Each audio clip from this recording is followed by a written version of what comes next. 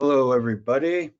We'll just wait a couple minutes. My name's Alvin First Rider. I'll be I'm the chair of PCF, so I'll kind of be running the meeting, the AGM.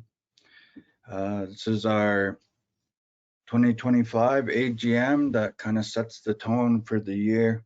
But yeah, just kind of wait for a few minutes to let people kind of trickle in, and then we'll get started.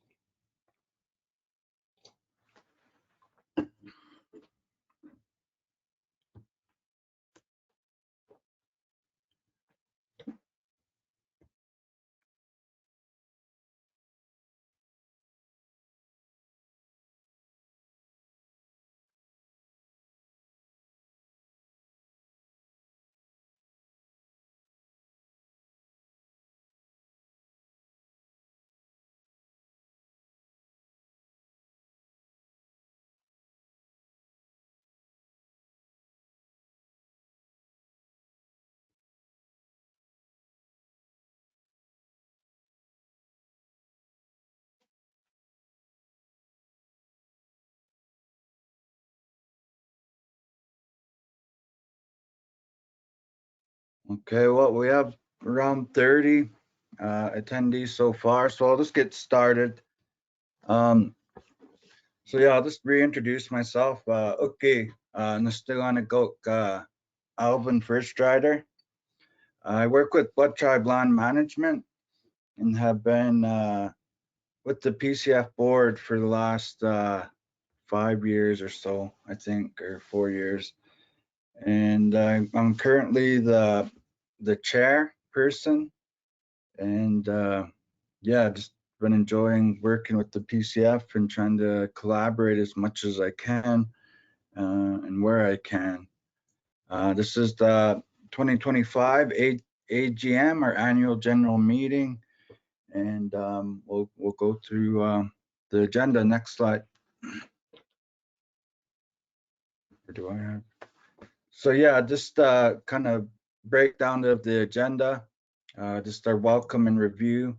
Review of financial statements, BOD updates, elections, committee updates, the different committees that PCF is overseeing, presentation, so committee update from State of Prairie from Livio Fent, another presentation committee update from the PCAP 2026-2023, which is really setting the tone for prairie conservation. So yeah, it's really important what we're trying to commit to, I guess, in the next 5 years. And then we have our Dave Sauchyn will be presenting on the exposure of the resiliency of native prairie to climate variability and change. He's from the University of Regina. And then time pending, just a short summary from member updates. Depending on how long we go, we may have to cut it short. So we're asking for three minutes maximum, just so we could get everybody in. I think we had over 40 registered. So and then if you don't want to provide an update, just pass it along, or you could email those in. So yeah, just a little breakdown of our agenda. It's a lot jam-packed, and yeah, next slide.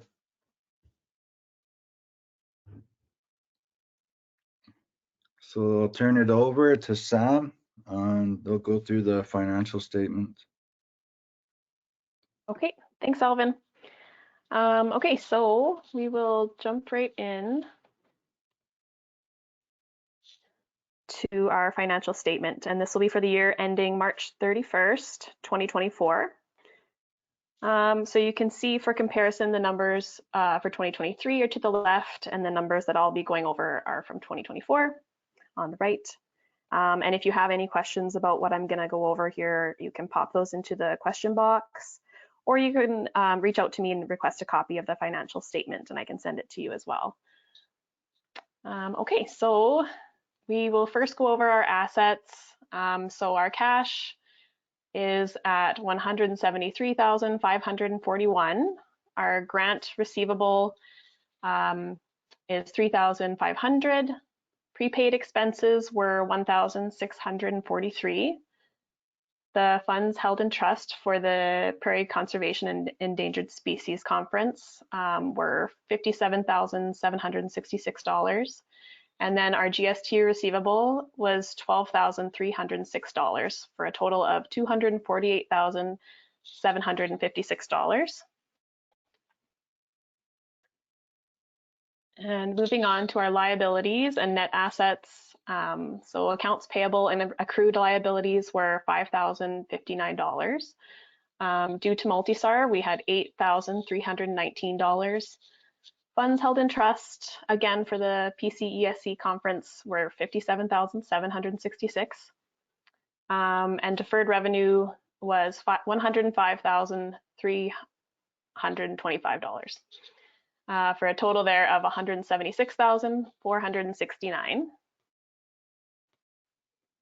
Okay, and continuing on, here we have unrestricted net assets of $4,287 and internally restricted funds of $68,000. So that total is $72,287, and then for a grand total of $248,756. Okay, so now getting into some more details. We've got our revenue here. So for our Environment and Climate Change Canada grant, we got $36,296. The Alberta Environment and Protected Areas grant was $10,000. Our casino funds that were spent were $41,968. And then our Multisar administration revenues were $7,692. Our range stewardship workshop brought in $8,270. And then the interest income that we received was $261 for a total of $104,487.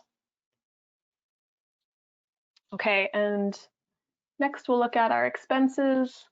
So our coordinator contract and expenses were $64,844. Our special projects, which we'll get into more detail on the next slide, totaled $42,416.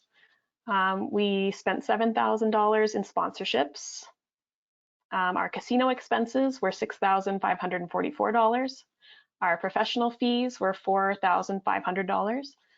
Meeting expenses were $3,948. Office expense, $1,667. Insurance, we spent $1,496. Advertising and promotion was $1,474. And for our website, we spent $912. So that's a total of $134,801.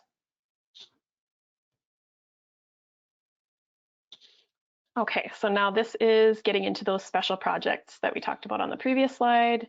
So for Multisar, we spent $4,399. Connecting corridors, $4,238. Transboundary Grasslands Partnership was $3,176. Range Stewardship course was $8,270. The Isolated Native Habitats, we spent $21,333. And for our Deep Roots educational program, we spent $1,000. So that totals the $42,416 that was on the previous slide. Okay, so that gets to the end of the actual financial statement, but I did want to bring up a volunteer opportunity for anyone listening, or if you know anyone that might be interested. We do have a casino event coming up on April 5th and 6th It's at the Deerfoot Inn and Casino. The PCF gets a lot of funds out of this event. So those funds go towards all sorts of projects that the PCF undertakes. So it's a really important way that we can raise money. To do that, we require 18 volunteers each day.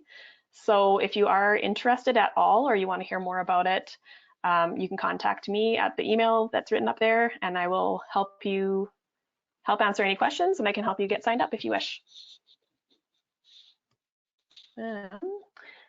And yeah, I guess all that to say that we are at the PCF really grateful for all of our volunteers, our board members, our committee members, partner organizations, our membership, any donations that we get, and all of our funding partners.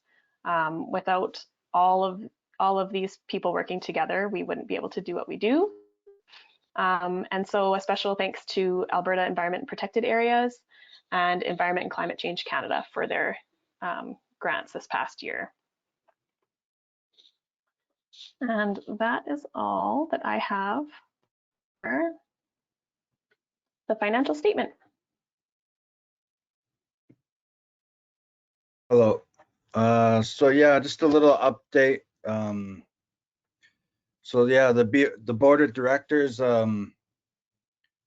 we've been kind of overseeing or sitting on each committee. There was a list back there: the isolated native habitat, range stewardship, connecting corridors. Those committees, we all try to participate and contribute as much as we can. Kind of the last few years, we've really been trying to see how we can keep membership involved and growing in the work plans. COVID kind of really halted a lot of progress, and it's been kind of a little struggle trying to get people involved. So we're really trying to figure out strategies on how to get people more engaged and how to get their contribution in our work plans and committees. So if you have any interest in any of the committees, reach out to Catherine or Sam, and they could direct you to the proper people and get you involved in one of the committees. It's really meaningful work and making a lot of progress there, but we could always use as much help as we can. So yeah, we just kind of been staying away from in-person meetings just because we're spread out throughout Alberta. So we've just been hosting virtual meetings. We had the fall event, had 20 plus people show up at Blackfoot Crossings in Siksika or Gleason. We took a tour, and Robert Sissons presented on the Southern Alberta Native Seed Collaborative. Pretty exciting initiative that that they're building. And then we kind of we awarded the GVI business case, looking at the creating a business case for the grassland vegetation index. And we really been kind of focusing on the PCAP review for the next 5 years. That kind of dictates where we work, so and where we focus our energies. So yeah, we've really been focusing on that, and we'll get an update on the PCAP review. Yeah, that's kind of my update there.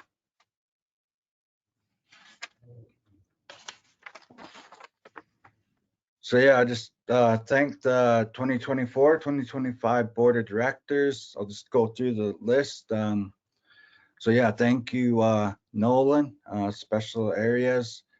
He's co-chair. Peg, she was the treasurer. Everett Hannah, Stefano, Megan, Benjamin, Riley, Graham, Doug, and Sarah. Thank you for all your contribution to this year's BOD. And yeah, and we have 3 outgoing board members, Peg, Everett, and Riley, are stepping away from the PCF. Next slide.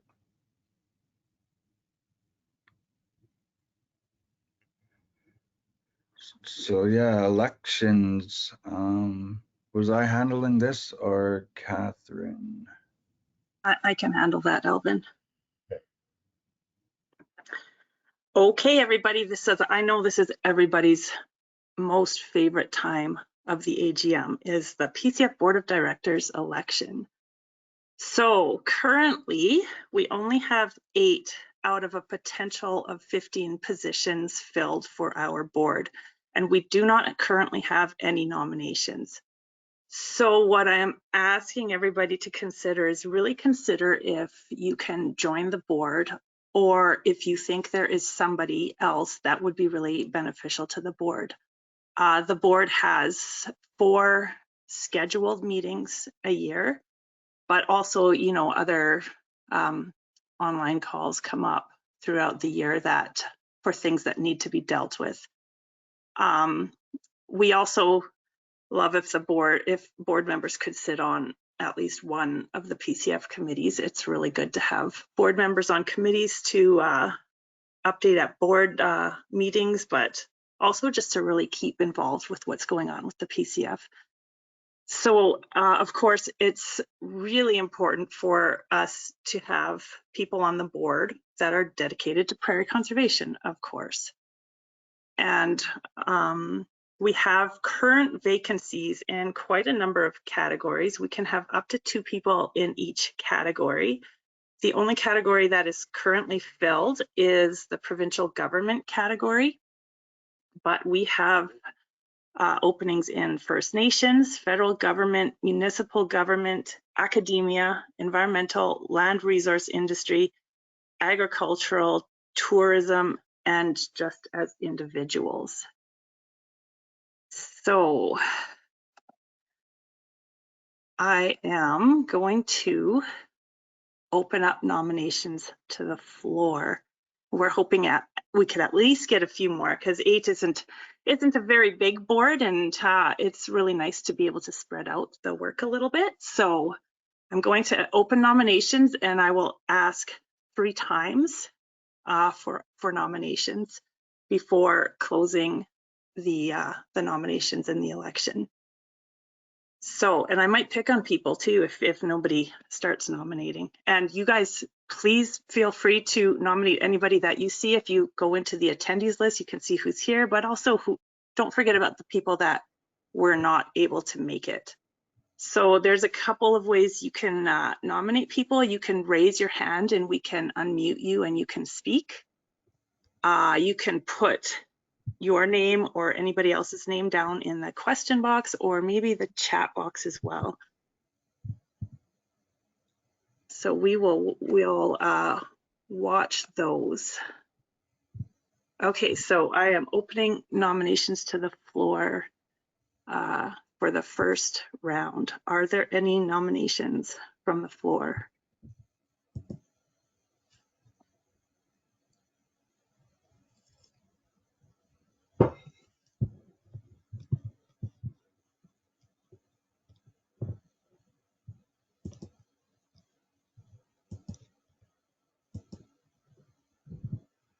As I mentioned, we have quite a few categories available, and anybody and everybody is welcome. So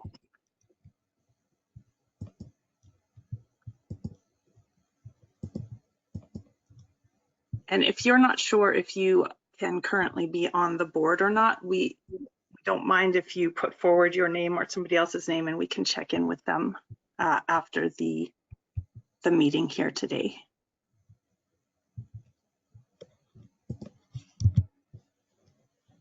Okay, I see Janet has her hand up.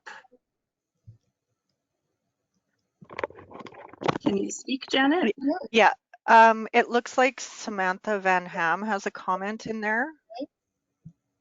So I'm wondering if she's putting herself forward.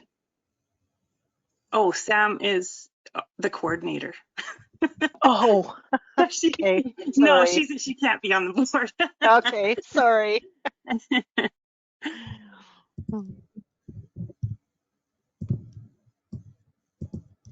Okay, is there anybody else? Hi, Catherine. This is Riley. Hi, Riley. Hi, I have not discussed this with her, but I would like to nominate Ru Ping with AWA. I'm not sure if she's able to be on the board, but I know she would be a great asset if she was. I agree. Can we unmute Ruping? Yes. Ruping, would you like to talk? Yeah, I really appreciate the mention, but I'm just kind of overcommitted this year. And I did mention this to Sam that as much as I appreciate the offer, I just don't think I can take on anything else this year. Sorry. No, that's okay. Thanks, Ruping.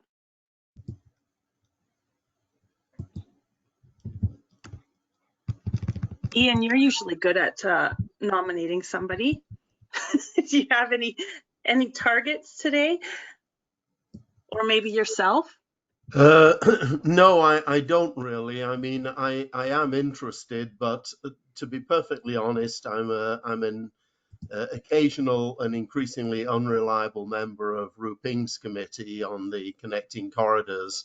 And if I say yes, you know, I just know I'm unlikely to be able to fulfill that. So I'm sorry, Catherine. I'm certainly prepared to sort of appear before the board or provide any advice or counsel I can. There's a lot of historical stuff there, and there's you know, I have views on everything, as you know. So I'm sort of there to help as a sort of a past person who's had a leadership role in this organization. But to be perfectly honest, even though I'm sort of itching to say yes at the present moment of time, I just remember the frustration associated with all the people who say yes and then don't follow through. And if I'm realistic with myself, I am now one of those people. So I'm a friend of the PCF. I'm there to help in any way I can on a as needed basis, but I don't think I can put my name forward. And quite frankly, I'm not familiar enough with the players to give you a list of folks who I think would be good at the present moment of time. I mean, Ruping obviously would, but she's been pushing a rope on our committee, and I think we do risk burning out folks by asking them to do so much. So the people who are chairing the committees of this organization are at least as critical as the people who are serving on the board. And so I don't think we should be overtaxing those people. So that doesn't help, but at least I've thrown some words around. Thanks, Ian. Just as a note, though, if you are on one of the committees, that's already half the battle for being on the board of directors. Like, you already have a lot of contributions that you're making to the PCF just by being on a committee.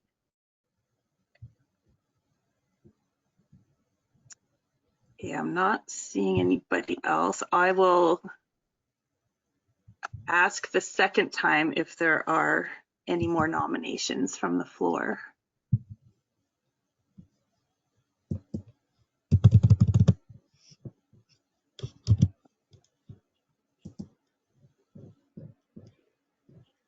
Any thoughts even of organizations that maybe aren't present at the meeting today that you think we should have somebody representing them on the PCF board? Rebecca, go ahead. Yeah. I'm actually down in New York. We have a program on grassland remnants, but I participate in the Central Grasslands Roadmap organization. That is about 200 different organizations. It's now under the directorship of Maggie Hanna, and Mac Ray runs their whole outreach program. I mean, they're North American grasslands, and they extend from Mexico into Canada. They seem like they would be a really good group to have as part of this. I'm just learning what you all do, but it's just a suggestion. Right. Yes, I don't think any of those are actually members of the PCF right now, so they may not know too much, but we should definitely probably contact them even to see if they would be interested in being on the membership, if not on the board. So good point. Let's see, we've got Tim suggests Cliff Wallace, who is not currently here, but Cliff definitely has been involved with the PCF for many years. Yeah, I would support that. Again, I don't know what Cliff's capacity is these days, but that's a good suggestion by Tim, and both in his work on grasslands and in his connections with some of the international stuff, Cliff would be a good addition, adding on from the previous comment. But on the comment from the gal from New York, I think that probably requires the board to look at the membership requirements. But I like that idea of having an external representative. It would fit in with our transboundary initiative. And of course, the PCF had its origins in a Canada-wide process that involved representatives from Alberta, Saskatchewan, and Manitoba, the federal government, and NGOs. That's where our origin story comes from. So having strong connections with those native prairie conservation organizations that are operating nationally or internationally is an important and would be a valuable addition to the board. Absolutely. Thanks, Ian.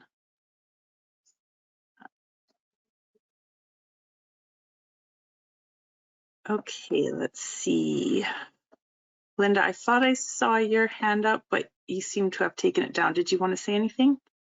I was just going to add to what Ian was talking about.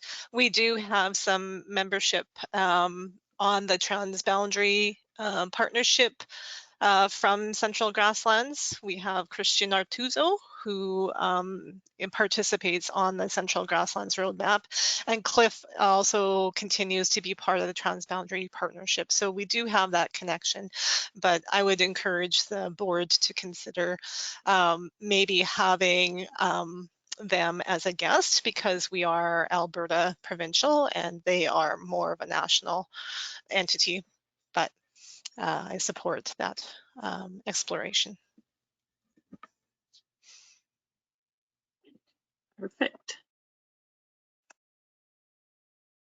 Yeah, I'm just scrolling through. It looks like you guys can't see an attendee list, unfortunately. I'm not sure if there's a way we can share that, Sam, to see who's on the call.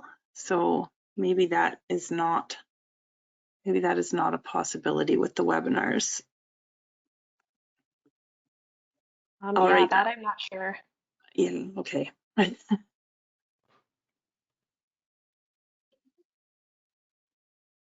Any other academia or environmental nonprofit organizations?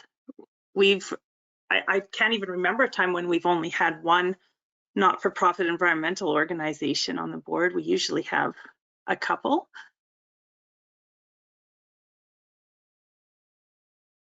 Currently, we have Megan with the Nature Conservancy of Canada.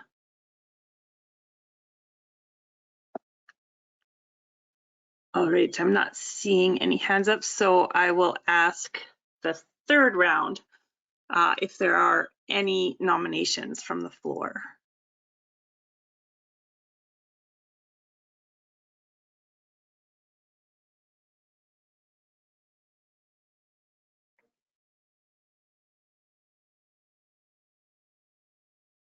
Okay, I am not seeing anything. So I will close nominations. If anybody just wanted time to think about it, there's still time. Just let me or Sam know if you have a strong interest in being on the board or have thought of somebody that you think should be on the board for the next the next year. We would appreciate that very much. And so with that, I just congratulations to the current board, as they have all the 8 people that have agreed to continue to be on the board. And just a reminder to the board that we will be meeting after lunch just to fill the executive. And with that, I will turn it back over to you, Alvin.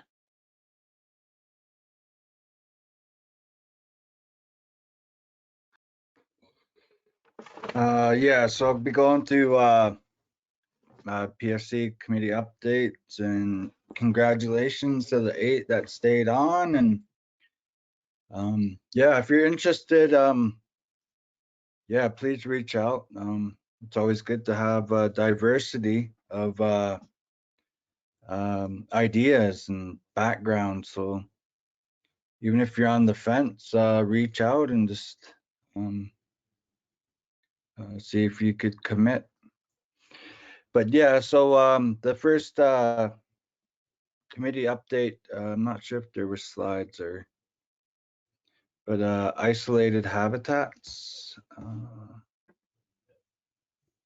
Says I have a slow network, so I might have to turn my camera off if I'm buffering. Just let me know. So yeah, the Isolated Habitats Committee was struck in 2021 to directly address action items in the PCAP. First action was a literature review that helped define what isolated habitats are, and included a curated list of 65 species at risk in grasslands natural region of Alberta that could be mapped for isolated habitats. The report was completed in 2022. In 2023, a framework was developed for mapping isolated habitats for specific species. The framework provides a standardization process to ensure that mapping projects are repeatable, robust, and scientifically defensible, and provides detailed specifications for future mappers. Hand in hand with the mapping product, a species report template was designed to engage landowners and land users who are interested in learning about specific species at risk and their habitat, especially if they could see that the land they are surrounded with might contain isolated habitat. So really important work for our species at risk, and the critical isolated habitats that they rely on. A lot of our habitats are becoming islands, and these little checkerboard habitats are really crucial for our future and our kinship, their future. So really important to document these. To date, 8 pilot isolated habitat mapping projects have been completed, and 4 more are currently being mapped. The species are Fruginous hawk, the long-billed curlew, northern leopard frog, swift fox, western harvest mouse, shorthorn lizard, western spiderwort, slender mouse, earcrest, and 4 new species are all birds: the common nighthawk, chestnut collared longspur, Sprague's pipit, and logger-headed shrike. For the remainder of 2025, the committee will be working on approach 3 and the PCAP, which is identifying the values or the value of isolated parcels. So next slide, range stewardship.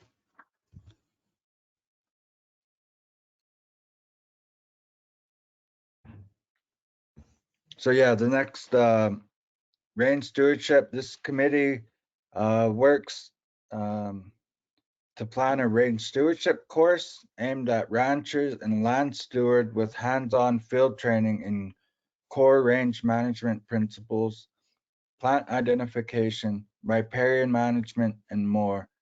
The course generally moves locations each year to cover different areas and get a better snapshot of the prairie ecosystems on the landscape, and to learn from local producers and also educate. So really a huge educational and awareness piece.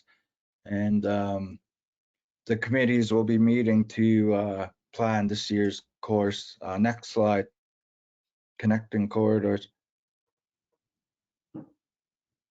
The Connecting Corridors Committee has worked on a mapping tool, which is available on the PCF website. It was developed to help users, including land use planners, to recognize how high value connectivity areas that should be avoided, or where appropriate mitigative measures could be implemented for development considerations. The committee is also working with NSERC Alliance to work toward connectivity layers as well as verification of high value landscapes on a mapping tool.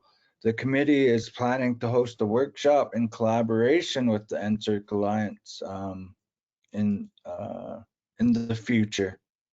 So yeah, more details for that. Just, keep an eye out on your email, and yeah, we'll keep the membership updated on the workshop that's being planned. So yeah, transboundary grassland partnership.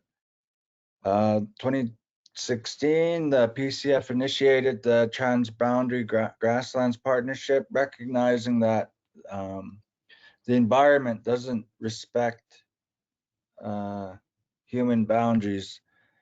The TGP is a collaboration between Alberta, Saskatchewan, and Montana. There's a core team that continues to hold quarterly meetings, and TGP workshop is hosted each year, rotating between the three jurisdictions, so either Alberta, Saskatchewan, or Montana.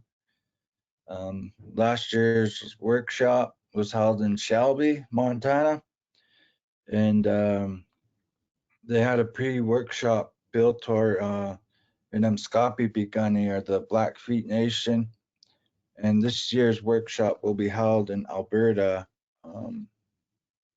this next fall or winter.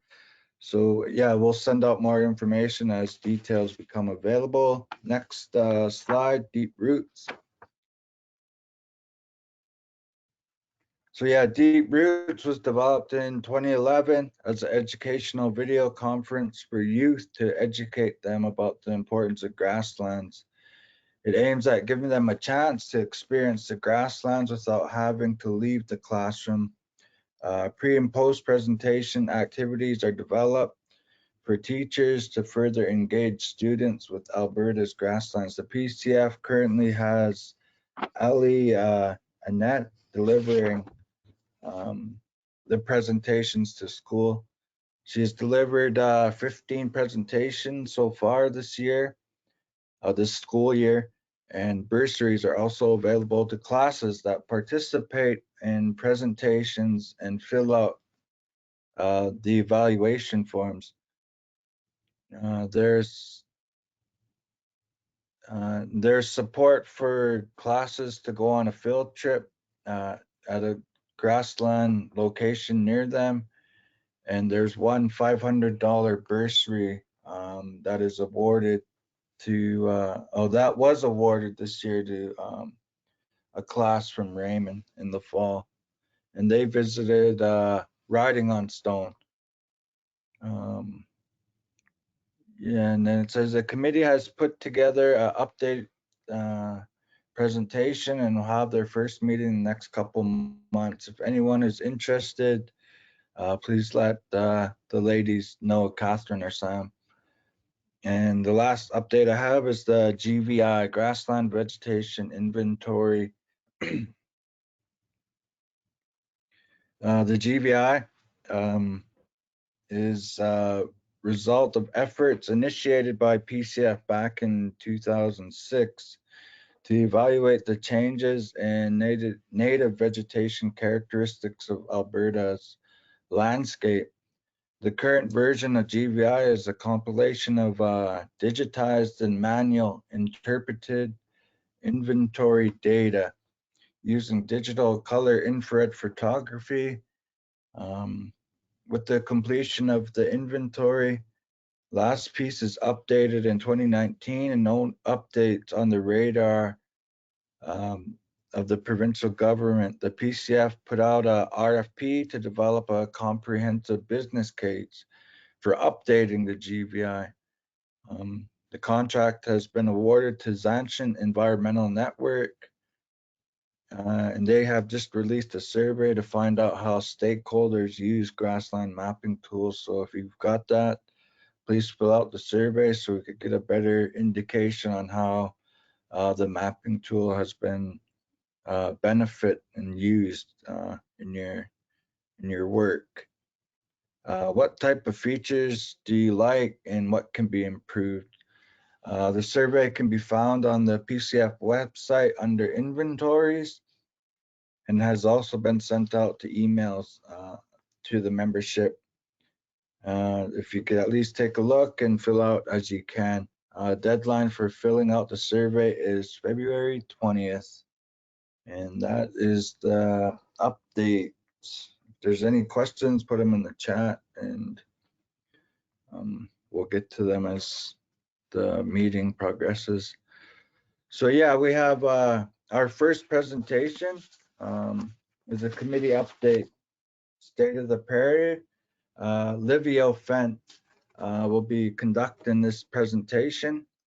Livio is one of the main authors of the State of the Prairie Technical Report, and he's done a ton of work with it. He has a background in GIS data management, remote sensing, and climatology, and he's been really crucial on this report. So yeah, looking forward to hearing Livio's update. Go for it, Livio. Okay, thanks, Alvin. Okay, so well, welcome to the second edition of the PCF State of the Prairie Report. This is the second version of the first one that was done maybe about 5 years ago. It encompasses the years 1990 to 2020. So I'll just move on here to the next slide. I just want to acknowledge all the people that have been helpful, instrumental in making this happen. So the State of the Prairie Committee, and as you can see, all of the people there, the technical report team, as you can see the people there. And I also want to acknowledge a few of the reviewers of the report, Ian Dyson, Barry Adams, and Ed Karpuk, that kept us on the straight and narrow, making sure that everything was kosher. So thank you, everyone. So why another State of the Prairie report? As I mentioned, we had finished one about 5 years ago. One of the key recommendations from the original report from 2019 was to pursue a similar analysis. That acronym means the Agriculture and Agri-Food Land Use Inventory. So that analysis with the 2020 data set, once it was available, to get a further 30-year perspective. The previous one was 20 years. So this report completes the 30-year perspective, including analysis of the 2000 data and an additional analysis of the 1990 data, which was revised by the federal government. So we had used the 1990 data in the first report, they revised it and improved it. So we're looking at 4 years in this particular analysis, 1990, 2000, 2010, 2020. One of the things that is different about this report is we're not only looking at change between 2 points in time as we did in the previous one, we now have 4 dates and we can sort of start inferring trends out of those 4 dates, trends, tendencies, and so on. The analysis includes all of the items that you see there, the biome analysis, the natural regions, the administrative one, MD counties, tenure, First Nations, CFB bases, cities and towns, and so on. By the way, so there's a lot of data, a lot of information, a lot of graphs in this. It's very much a data-heavy report. So what I'm going to show you in these slides is just a sampling of what is in the report. You're welcome everyone to go and look at it. The items that are underlined are the ones that we're going to look at in some detail in this presentation. So biome, natural regions, MD counties, and land tenure. And here, so just a little mention about the data. So this is a federal data set, the Agriculture and Agri-Food Canada semi-decadal land use time series. They provide this information, which is a raster-based, mostly satellite inventory data set on a 5-year basis. So the committee chose to use this particular data set because so it addresses the lack of data in the parkland natural regions. One of the things that we found in the original report 5 years ago is that this particular area, even though it's in the grassland biome, has very little data in it, certainly reliable data. So once we got a hold of the AGCC, I mean, it's not the greatest in terms of resolution. It's got that 30 by 30 meter resolution, but it was consistent with what we were looking at and we were able to verify in the grassland. So that's one of the reasons we used it. It also provides a comparative consistency between the grassland and parkland natural regions throughout the time period. So the way the data is presented and analyzed and the quality of the data in 1990 and 2000 to 2010 and 2020 is all the same, which is really important for consistency and reliability. And as I mentioned, provides data reliability and continuity by the Agriculture and Agri-Food Canada data set. So just a note on the resolution of this information. I've made a few inferences on the 30 meter by 30 meter pixels. So what you see here is a snapshot from Google Earth of basically the core of Lethbridge, focused on Whoop-Up Drive. That's the bridge that's going over the Oldman River. And you can see it's got a variety of landscape. It's got urban landscapes, it's got native in the coulees and in the valley, it's got water in the river, and so on. So that representation of that kind of imagery, and not only that imagery, but what's on the ground, is represented by the AGCC by the top panel. So those are you can sort of see the 30 by 30 meter squares.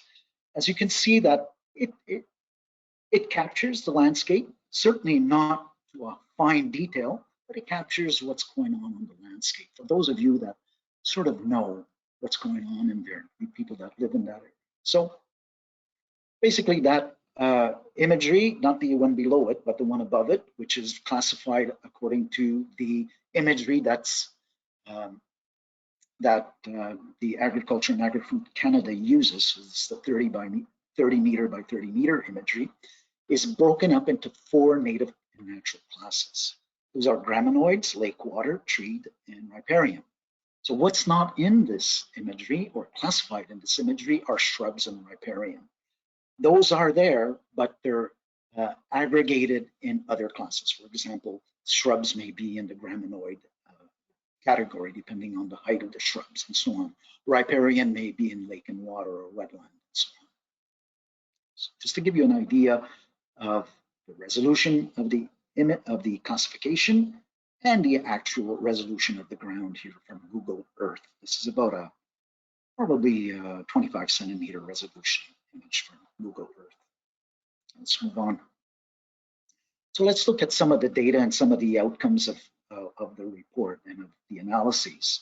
What you see here is 3 line graphs basically showing the information for the grassland biome. So this is the grassland natural region, the parkland natural region, minus the Peace River parkland. So this is southern parkland.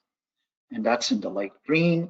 And we have the grassland in the sort of blue, and we have the parkland at the bottom in red.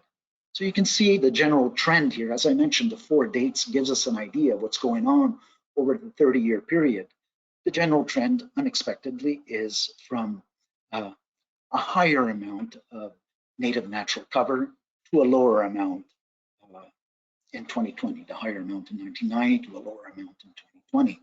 And you can see sort of the rate at which the native cover is decreasing. Just as an example, say for the grassland, in 1990 we had 46.9, almost 47% native natural cover for the grassland natural region, and that's decreased to 2020 to 45.7, so about 1.2% decrease.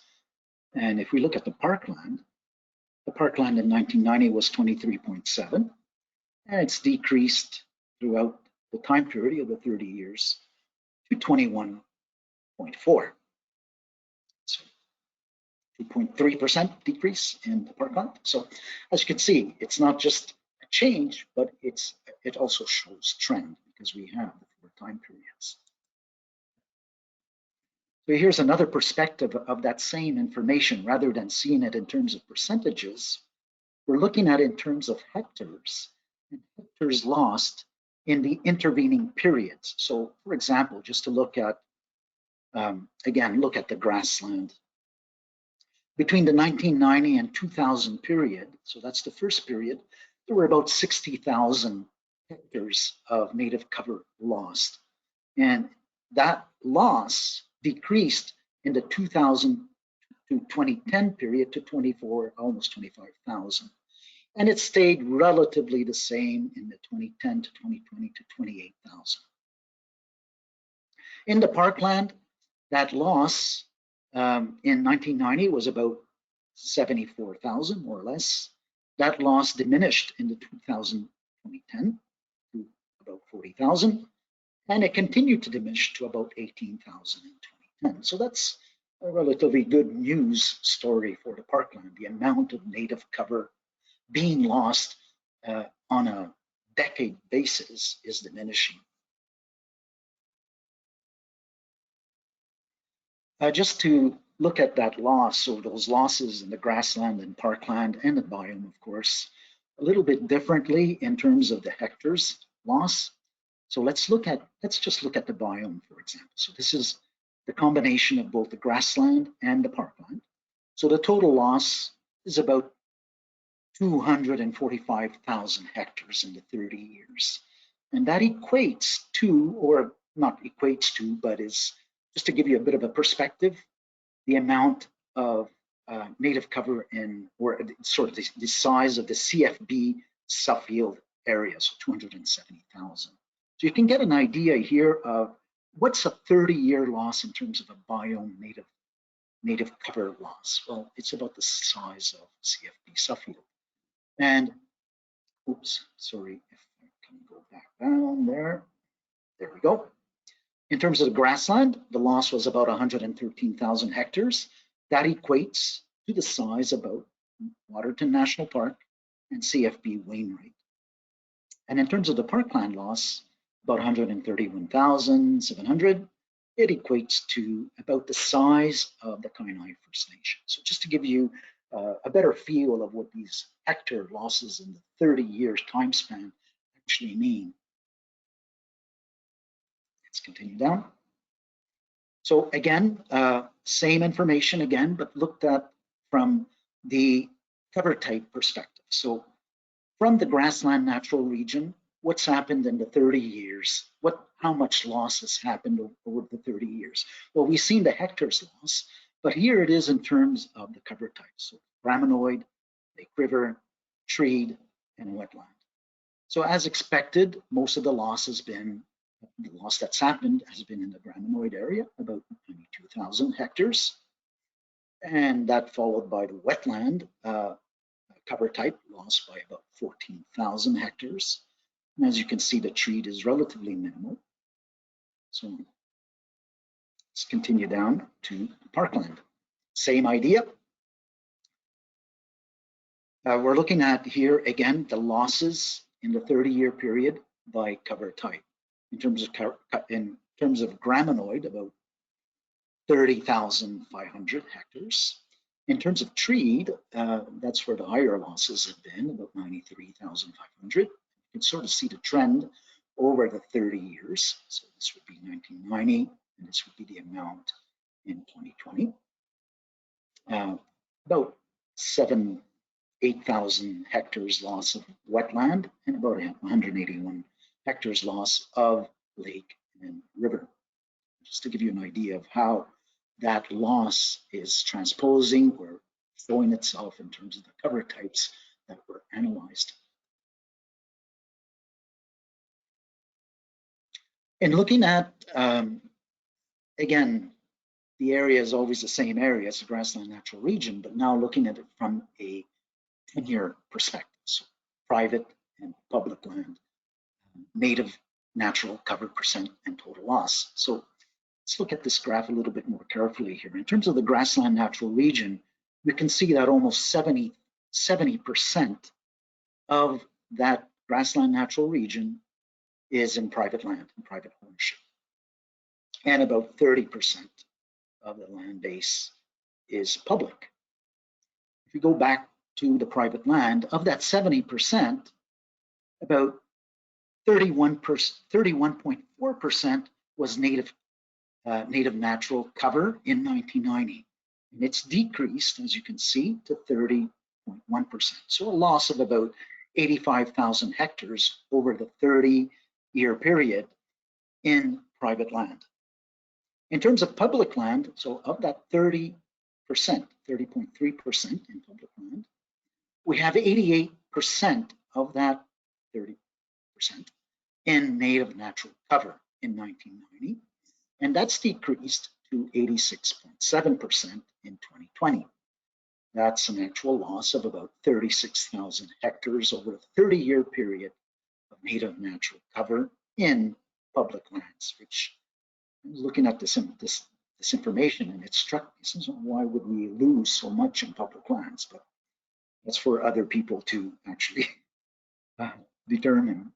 Let's look at parkland. Parkland shows a similar type of trend here. Again, here we see the amount of private land in the parkland, so about 90.5% of private land in the parkland, and as opposed to 9.5% in public land.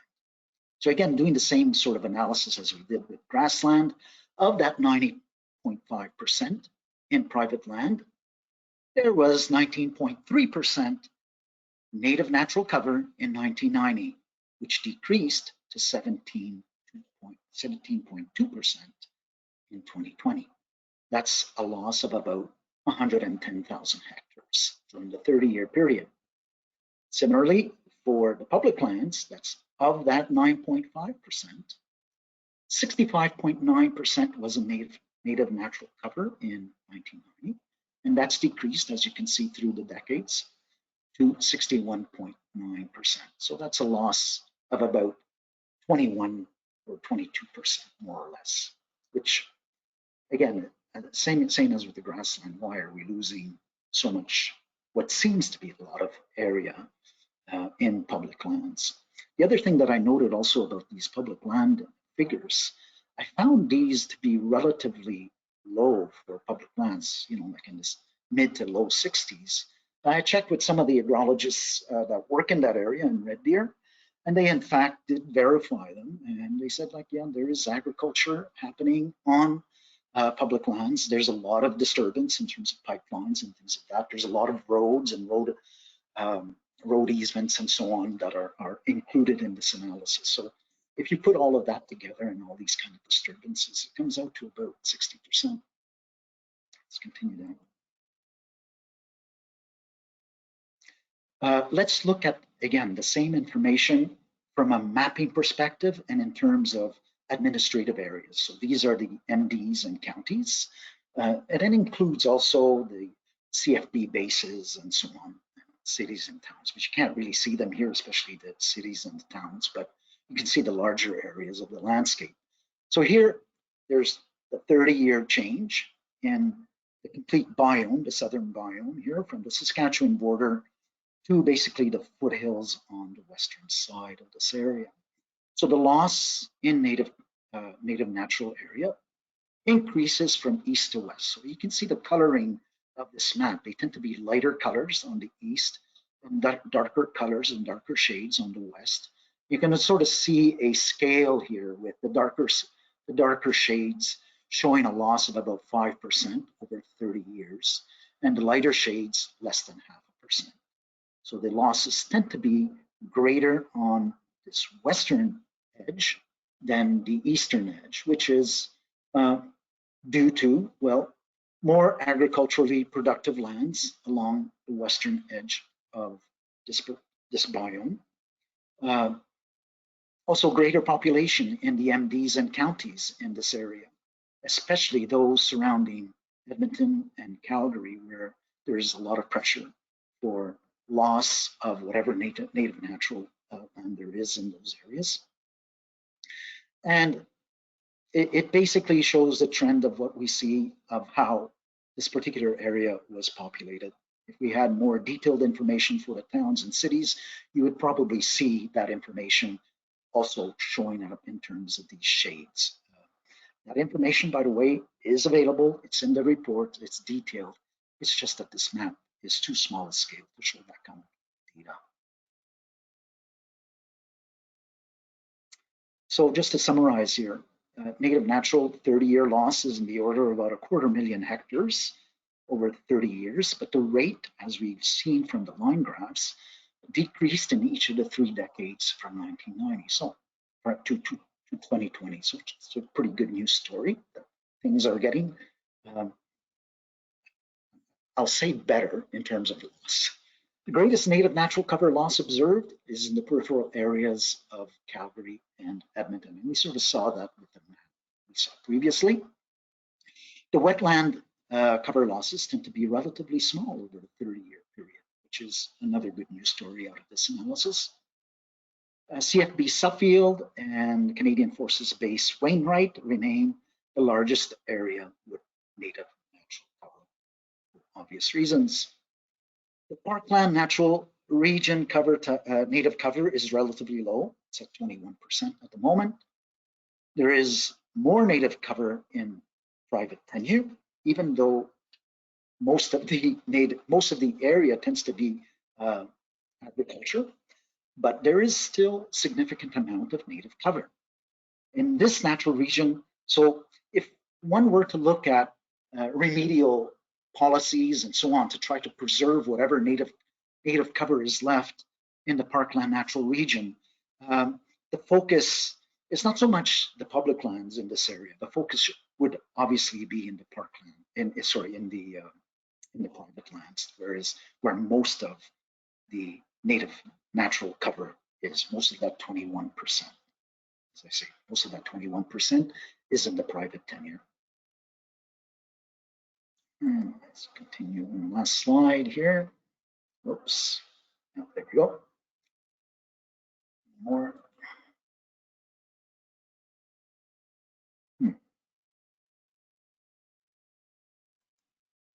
Just give me bear with me. Here we go. Recommendations. Okay. So there's 4 recommendations made in the report.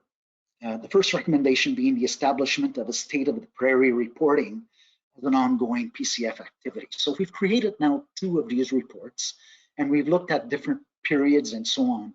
And with each one of these reports, more and more very valuable information is derived out of the data. So the first recommendation is to schedule the next iteration for 2031 to 2035. And the reason why we're fairly confident in making such a recommendations is that we know that, barring no changes, that Agriculture and Agri-Food Canada is committed to producing these semi-decadal data sets from onwards. The second recommendation is pursue an update of the GVI. And I think there's enough said about that one. When I wrote these recommendations, we hadn't yet gone down the updating of the GVI route.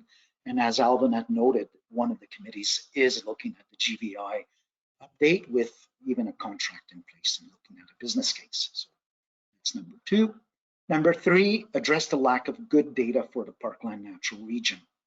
So the parkland natural region is really in dire straits in terms of what's available in the grassland natural region with GVI.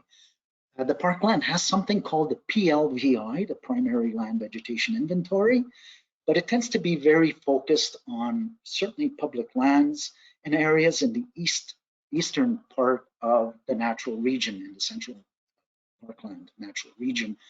And it tends to be in areas that tend to be less agriculturally productive.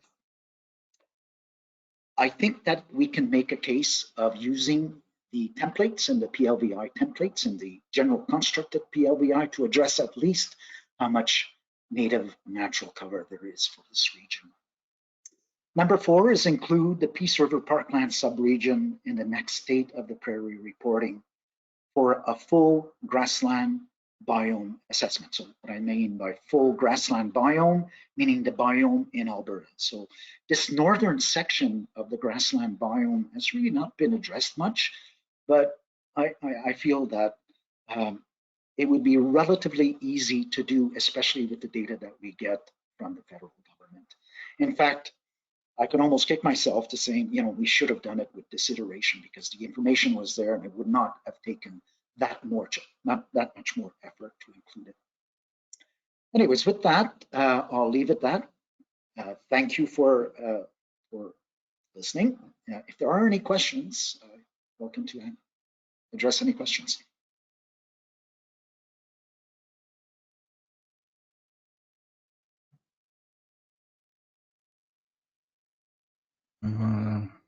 Are we taking questions now or after Sam?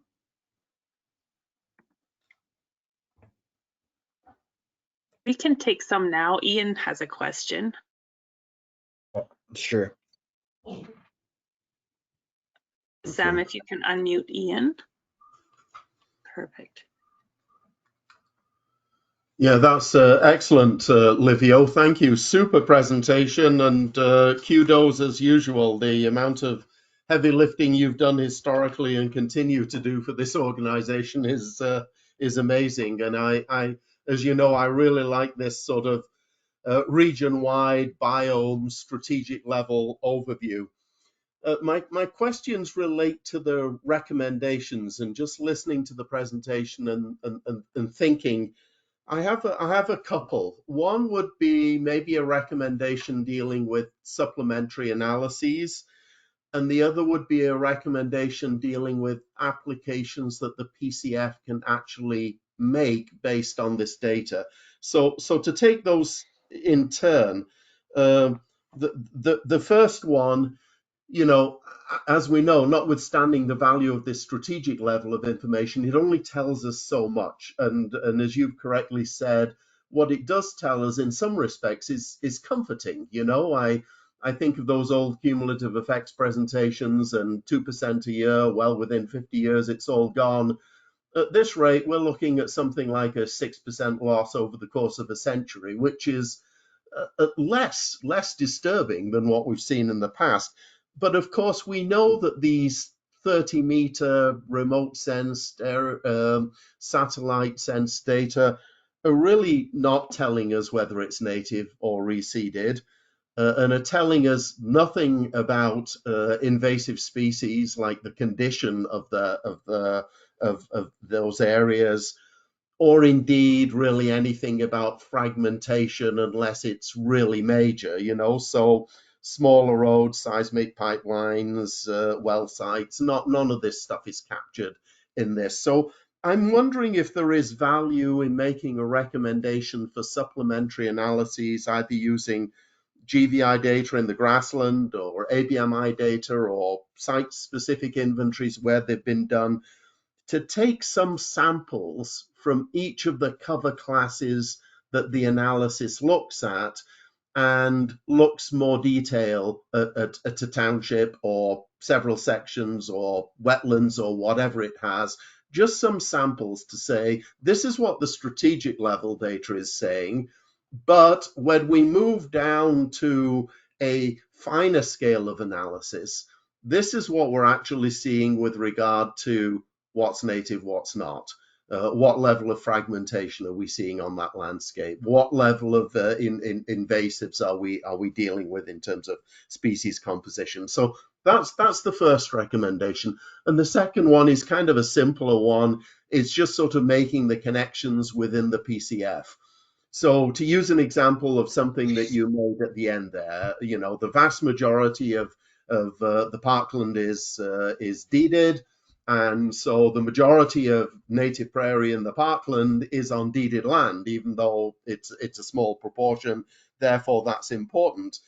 Well, we just listened to the update of the isolated parcels, and it's good, but it seems to be focused very much on species.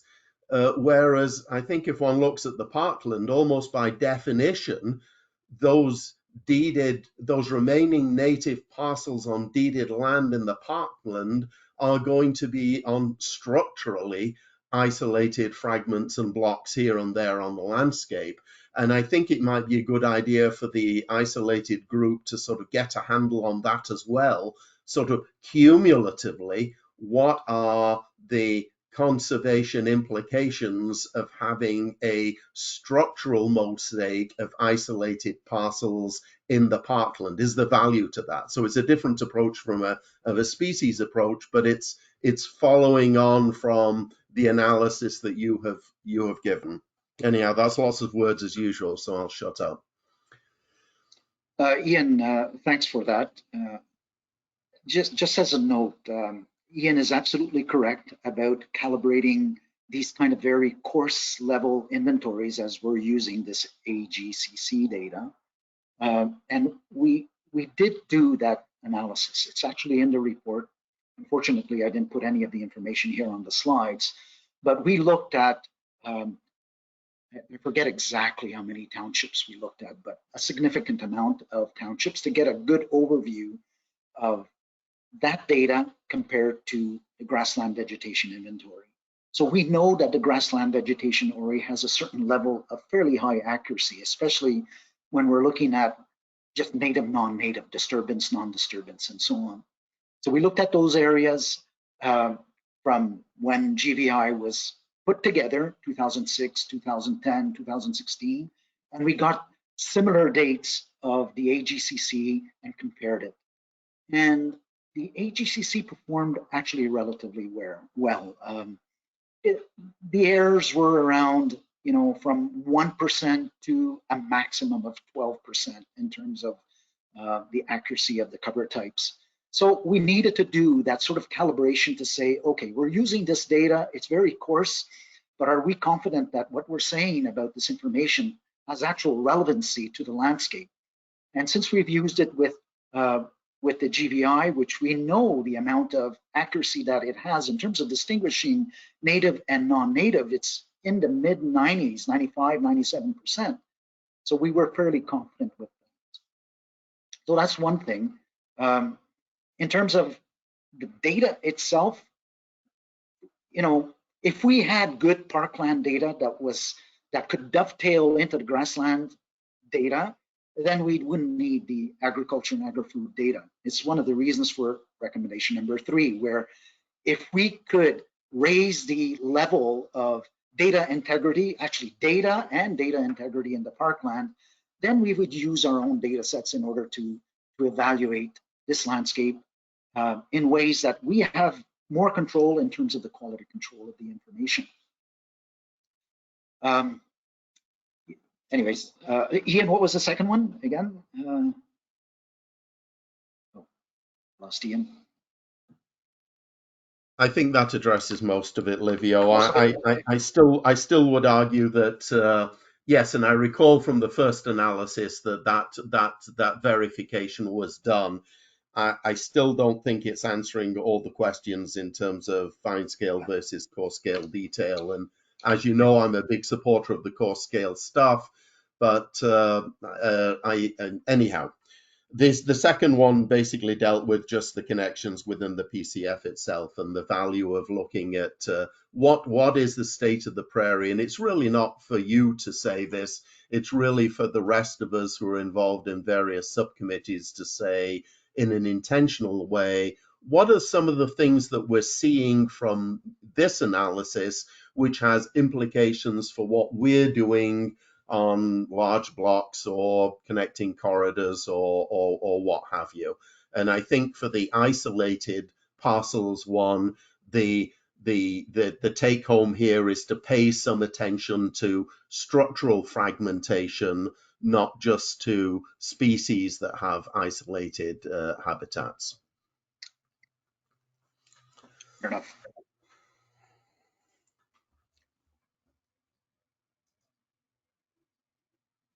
I know that there's a couple more questions, but I think we need to continue on with the next presentation. So just keep those thoughts, and we should have time later to ask those questions. Okay, the next presentation will be Nolan Ball, committee update PCAP 2026-2030. And Nolan is currently co-chair and works with special areas, Parkland. So yeah, take it away, Nolan. I'm looking forward. Okay, thanks, Alvin. Can you see the screen there now? Yep, it's perfect. Can you hear me okay too? Okay. Just gonna get the screen set up. Yeah, so just doing a quick update on the committee for the PCAP that we're working on for 2026 to 2030. Just I guess briefly, we're not going to get into a lot of the weeds of it right now, but with the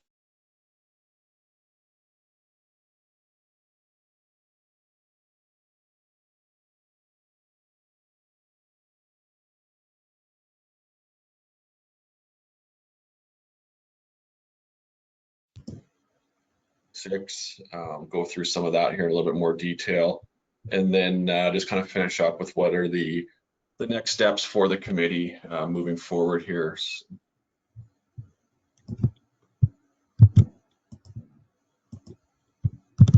So those are the committee members that have been helping out with the update to the PCAP here. So we have a mix of board members, Alvin, Benjamin, myself, Stefano, and then some other members from the PCF that aren't currently on the board but are been instrumental in helping out with this. So Linda, thanks to her for all her help, Neil and Ping, and also we have both Catherine and Sam kind of pushing us along here and making sure we stay on track for getting this next PCAP put together and released. Just kind of quickly what's been done. So we started meeting late last summer, kind of in August is when we had some organizational work and just kicked off in August there. Had another meeting kind of right before our fall meeting for the PCF. And then as well in November to kind of, on the next bullet there, we decided to do an outreach to the membership. So in the past, if you've been a part of the PCF, we've had some big in-person collaboration, I guess, on putting together new thoughts, new ideas, reviewing the old PCAP. Like Alvin said at the start of the meeting, we've seen a better uptake maybe in more online stuff and hard to get people to come out. So this time we used an online platform called Mural, and hopefully most of you had a chance and then took opportunity to put some thoughts into that, but it seemed to work quite well to get that feedback from the membership there. So kind of wrap that up there. Sam pulled a lot of that together for us in December, and then December 11th we had an online meeting open to the membership to go over what we heard and what the proposed changes were out of that work that was done. So we had 25 members that were able to attend that session, which was great to have that. So it was tight with obviously the Christmas break, but things are needing to happen here fairly rapidly. So thanks to everyone that could make that. So what we heard, like kind of get the direction from the PCF membership, because it's really not just a PCAP committee driven direction here. We want to hear from what were the thoughts are and also what the committees are doing, where we can go in the next 5 years. So largely the overarching outcomes of the PCAP, it will stay with the same structure that it has been for now for probably 2 or 3, maybe 4 iterations of the PCAP. So breaking it into outcomes or large goals of maintaining the large native prairie blocks, the connecting corridors, the isolated habitats, and then I'll talk a little bit more here in a minute about adding a new outcome, but there is a feeling amongst the membership and the committee to kind of pull some of that transboundary work out as its own standalone outcome there. So just to kind of go over how that PCAP structured and trying to highlight some of the changes that we'll see in the next one. So under the large prairie and parkland landscapes, again, the approaches are listed there. Those are staying the same. That's kind of the approach to getting the work done. Some of the more detail in the actions and what changes have come out of. So under approach 1, the promoting large landscape conservation, we've just thrown around some wording changes with action A, so speaking to government policy and providing input to that. So I think just some wording changes to expand that out to include regional planning, sub-regional planning, and other government initiatives. There was work just done on the SSRP update, so it kind of completes this objective in our current PCAP, but there may be more work that could be done or will come up in the next ones. So that's staying there. The other one is a new action item under this approach. So again, I guess just kind of dovetailing right in with what Livio's presentation was and what we've been talking about some today here with the update to the GVI. So support and collaborate work on updating the grassland vegetation inventory, and we also include other inventories and assessments. The work is starting now. We've, Alvin's mentioned, we have done a business or kicked off creating a business case with a contractor, but there will be quite a bit more work to do with presenting that business case to government and getting involvement probably from government to help with completing an update to the GVI in some form, but we'll figure out what that exactly looks like once the business case is done. So this work's going to continue into the next PCAP.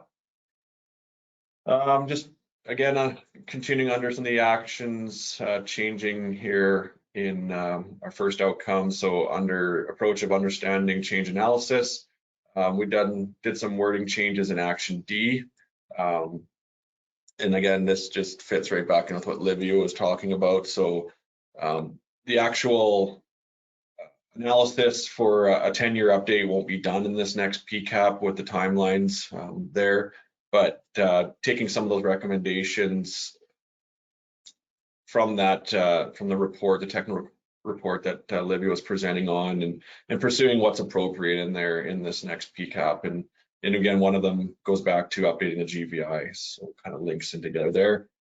And then the last one there, so the approach of minimal disturbance and restoration of industrial footprint, really just kind of combining some wording, which were actions B and C together. So we feel that it's still important to promote, and it's kind of been a foundation of the PCF is to develop those minimal disturbance guidelines and kind of promote that stewardship amongst industry on the landscape. So really just some wording changes there, but keeping that in the next PCAP.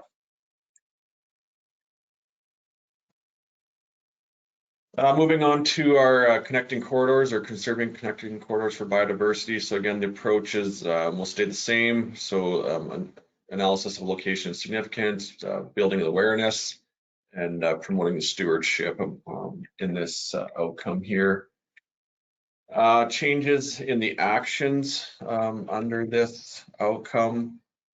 So under the location and significance analysis, wording change in action B that recognizes the committee may shift to housing more of a database of mapping resources rather than the online viewer tool, just with some challenges with kind of past contractors, and we're not GIS experts, and and uploading and running our own viewer tool, it was all contracted out. So there may be some changes happening there, but more of a shift to maybe just having the PCF as a database store of mapping resources. And again, under promoting stewardship, just wording changes in action. What was action A? Speaking to the government policy. So it's pretty much similar to what under the large blocks in native prairie, speaking to government policy and providing that input and policy initiatives. So. And the last one was a wording change in action B that recognizes that corridors need to be identified to support their work. So just trying to kind of figure out the steps to the work that the committee is doing. So just work to recognize which corridors, and again, it can go back to the state of the prairie work and linking in with that to where are these at, and like Ian was mentioning, where structurally are they on the landscape, and what can be done there. So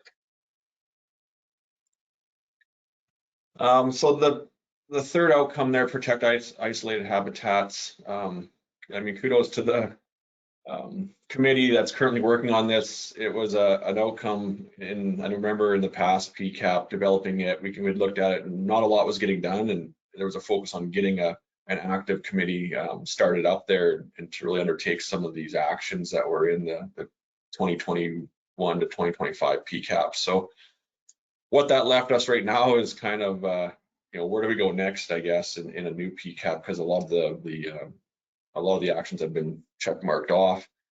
So a couple new approaches just to kind of build on what's been done here. So identify locations of isolated native prairie habitats, and I think again linking back, you can kind of start to see how the work that all these committees are doing it has a possibility to start coming together. And then education and communication, and get into that here in a minute or two. So changes in actions, identify locations of isolated native prairie habitats. So the new action under there is utilize the existing GIS data sets to confirm and determine locations and sizes of isolated habitats. So that's structural, where is it on the landscape? And so far the work the committee's been doing is species specific and what does a species need, but I think they're looking at bringing it together now. Where do these exist on the landscape? And then the next new approach under communication, education and communication, we have been talking about, and the committee here has, with their contractor that did a lot of the putting together the work on the species specific stuff, worked on a communication plan. And I think that's important now to start getting this information out to people that can use it and different stakeholders. So new action, provide a summary document of the findings of isolated habitats work and post to the PCF website. And then another new action is working with the Connecting Corridors Committee to integrate identified isolated habitat or prairie habitats. So yeah, just more pulling this work together here. So we'll talk a bit more about an overarching communication plan here in a minute. So again, the new outcome and what was felt was we're looking at the transboundary work, and that stuff as the transboundary committee. The transboundary committee started up under the last PCAP. It was just kind of put into the Connecting Corridors outcome, but now as these are evolving, starting to see they become two separate committees doing two separate things. So there was feel from the committee and from the membership feedback that we got at the December 11th meeting that this should really start to come out as its own new outcome. So this outcome now, it'll strictly encompass the work that the Transboundary Committee does in partnership with the Saskatchewan, Montana stakeholders. And yeah, I kind of covered out the rest there. So that's the reasoning why we're looking at adding this new fourth outcome here. Education approaches. So it's kind of in behind all these other outcomes. It's our strategic way of, getting all this work out to people. It's, a ton of work getting done. As you can see, financially, we have a lot of money going into these things. And if anybody's on a committee, you can kind of attest to how much work's been getting done. So we are looking at an overarching kind of communications plan through social media and documents and direct targeted stuff to getting this work done out. So obviously keeping the approaches the same here. Yeah, sorry, I'm just getting ahead of myself, but basically our approach is of making sure everything that is done is posted to the website, constantly, promoting native prairie conservation through different events, such as AGMs and things like that. So, changes in actions, just under the promoting native prairie conservation. So that's where we're starting to talk about preparing an actual communications plan and implementing that strategy to, kind of hammer out this work and get it out there and into people's use. Next steps. So that's a lot of the hard. A lot of the heavy lifting is to get that the guts of what the PCAP's going to be. And thanks to everybody that has been able to put thoughts and time into that. So now moving forward, the committee we've met here in January the other day, and we got some more near-term meetings coming up, but working on writing some of the individual sections for the document. So if you're in the document, you kind of see that there's sections leading up to what is actually the PCAP and just stuff like that. The minister's forward, and it's always not a bit of a challenge time-wise, just to get that message and request up to the minister's office and get that written so that we can get it into the document in time for publishing. Call for photos from membership. So I'm sure you're going to hear from Catherine or Sam on looking for the newest and latest and greatest pictures out from the native prairies. Try to update and then do the graphic design layout with, in the past we've had a designer, and I'm sure we'll be looking at something like that again to get the actual layout done.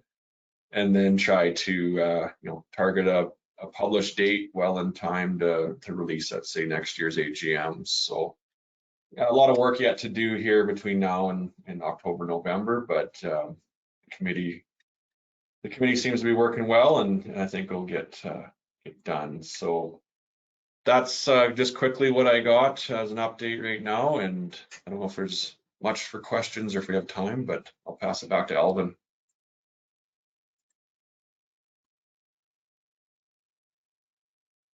Yeah, thanks, Nolan. That was good breakdown summary of what's been happening with the PCAP. What are we at? Yeah, we're a little over time. So if you have questions or responses, just put in the chat and we'll try to get to you. But our next presentation is from David Sauchyn from the University of Regina. And this presentation is the exposure of resilience of native prairie to climate variability and change. So Dave Sauchyn is director of the Prairie Adaptation Research Collaborative and is also a professor of geography and environmental studies at the University of Regina. His research focuses on climate and hydrology of the past millennium and how knowledge of the past can inform scenarios of future climate and water supplies. Dave also researches how planned adaptation can minimize the adverse impacts of climate change. So welcome, Dave. Looking forward to your presentation. Take it away.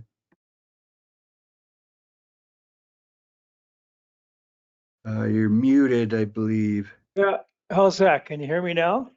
Perfect, perfect. Okay, thanks, Alvin, and for that introduction, and thanks, folks, for inviting me to speak to you. Can you see my screen? Yes, Yes. we can. Great. Okay. it's kind of obscured by this control panel, but I think I know what I'm going to talk about here, which is exposure and resilience of native prairie to climate change and variability. It's a picture I took a few years ago, leaving the Cypress Hills, heading north, pretty close to the provincial boundary. And I had to stop because this prairie was just spectacular. And I sat there and I enjoyed the sights and sounds and smells of the prairie. And I guess because of that and because of the solitude, I was feeling kind of contemplative. And I was contemplating, how much climate change and variability has this landscape and this grassland be exposed to? Because ecologists tell us that the native prairie was established somewhere between 9,000 and 10,000 years ago, after the ice sheet had disappeared and after the forest vegetation that followed the ice sheet had retreated up north. So I thought, boy, over those thousands of years, this landscape has withstood quite a bit of climate change and variability, which is the kind of research that I do. I'm trying to advance the slide here, which the keyboard doesn't let me do, so there must be another way. There we go. Okay. But first of all, let's define what I mean by, or what scientists mean by variability and change, because there's some confusion over that, not necessarily among scientists, but certainly amongst the public. And so I've used this diagram to indicate, first of all, if you look at that orange box, climate with its variability and change is just statistics. Statistics derived from weather data, from climate proxies, and from models, as opposed to weather, which is the recorded temperature and precipitation and so on. So that, first of all, is a major distinction between weather and climate. But in terms of climate, the variability is the cycles on the scale of months to decades. And these are reversible, so that if you get several years or a decade that's dry or wet, you can expect that subsequent decades will be just the opposite. So these things cycle back and forth, as opposed to change, which is a shift in the state of the climate. It's a change that persists for centuries.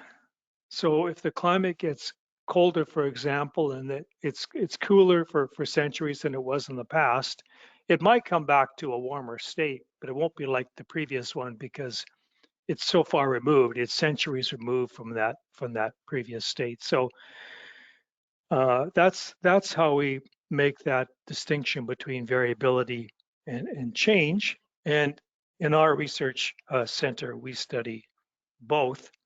But I want to first of all point out that it's extremely important that you keep in mind the variability, because quite often we'll get, a decade that's wetter than we expect, and people say, "Oh, the climate's changing."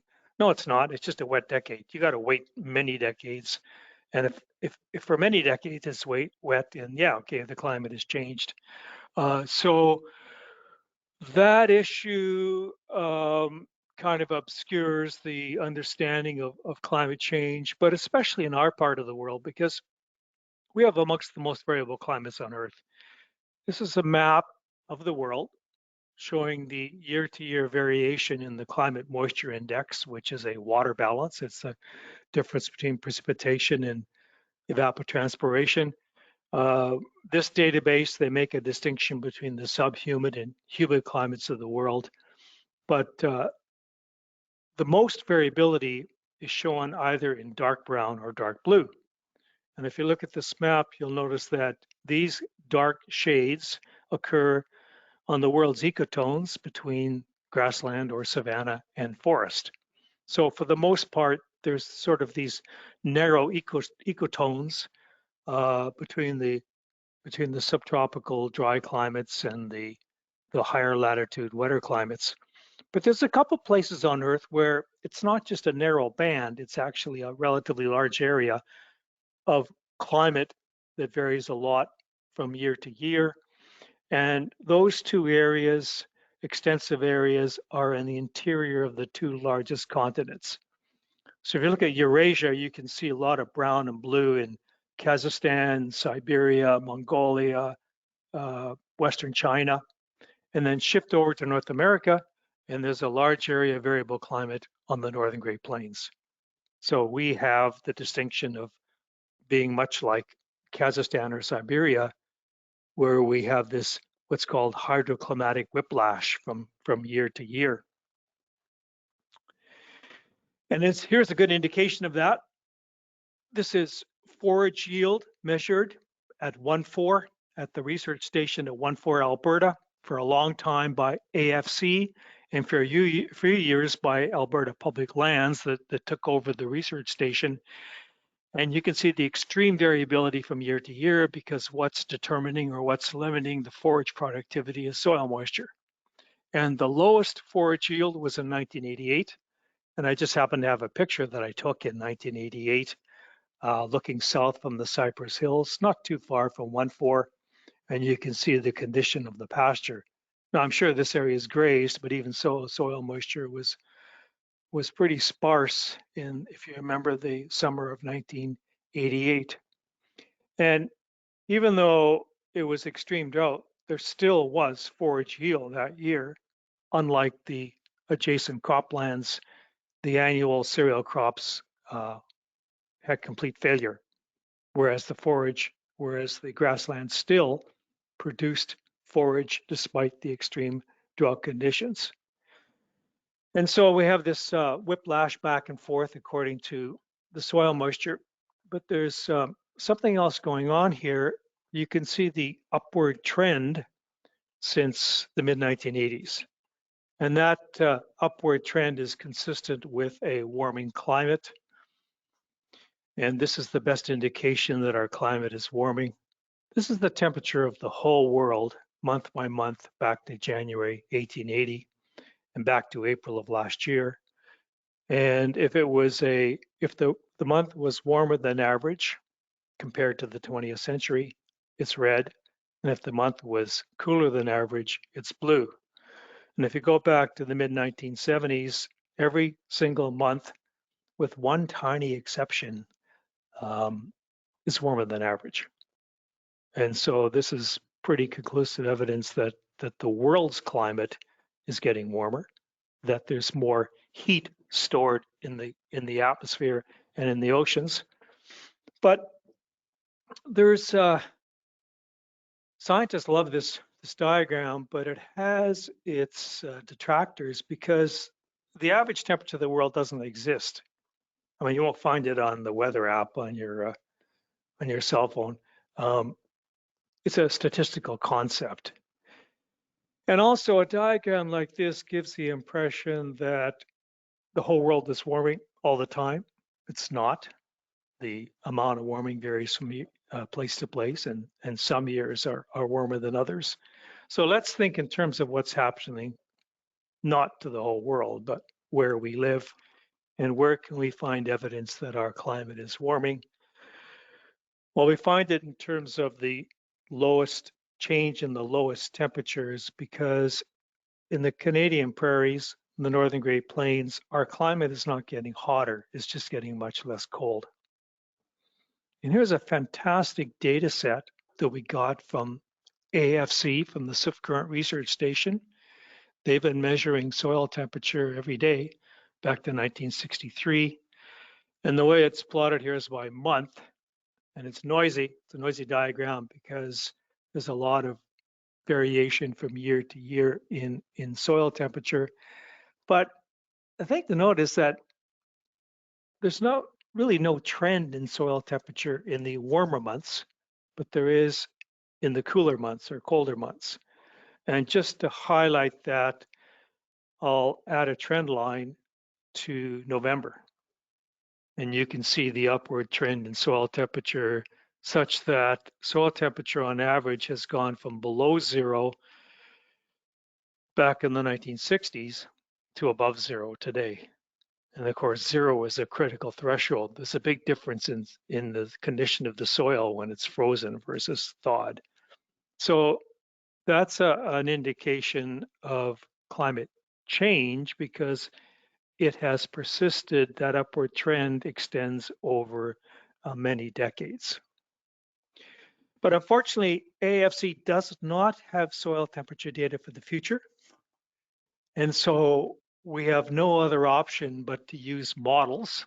This is our only source of information about the climate of the future. And we use 2 scales of models, the models that simulate the climate of the whole world using these grid cells. And we use regional climate models to downscale or add detail for a smaller area. So we use a lot of regional climate model for North America, where the regional climate model is fed what are called boundary conditions and initial conditions from the global model, but then we produce more detailed data for a smaller area. So what we've done is we've taken, or my research associates, I can't take credit for it, Shumik Basu and John Belanger have taken data from regional climate models and mapped it. And so here is a map of the prairies showing the change in winter minimum temperature when the whole world has warmed by 2 degrees. We call that the 2-degree global warming scenario. And this will occur sometime in the middle of this century. Given the trajectory that the world is on, we expect it will have warmed by 2 degrees by the 2050s or 2060s. And at that point, minimum winter temperature on the prairies will have increased by anywhere between about 2 degrees in southwestern Alberta to almost 7 degrees in northeastern Manitoba. But much of the prairies will be somewhere in between that with, 3, 4, 5 degrees of warming in winter in terms of the temperatures that occur right around sunrise. And we produced hundreds of maps like this. Here's just one more. This is the change in the number of wet days with 2 degrees of global warming. By wet day, we mean at least 5 millimeters or about 2 inches of rain. And if you look at the legend, it starts at 0 and goes up. So in other words, we expect more wet days, not a whole lot more, just a few every year, in which we get at least 2 inches of rain. So people find that surprising because the image we have of global warming is that the world is drying up and blowing away. That's not quite true. And that's because most of the world is water. Here's Turtle Island, surrounded by water. We get most of our water from the west, from the Pacific Ocean. And this satellite image just happens to capture 2 storms that are forming over the Pacific Ocean and passing over Western Canada, bringing us water. The Pacific Ocean is 16 times larger than Canada. It's a huge reservoir of water. And most of the global warming is the heating of land, it's the heating of water, because water has a tremendous heat capacity. So if the oceans are warming up and they're producing more water vapor, that water vapor must precipitate somewhere. And so that's why we expect this increase in precipitation and an increase in the number of wet days in our part of the world. So here is one of those climate projections. We took data from the Canadian Earth System Model, downscaled using the Canadian Regional Climate Model, version 4, for the MD of Bighorn, just to the west of Calgary.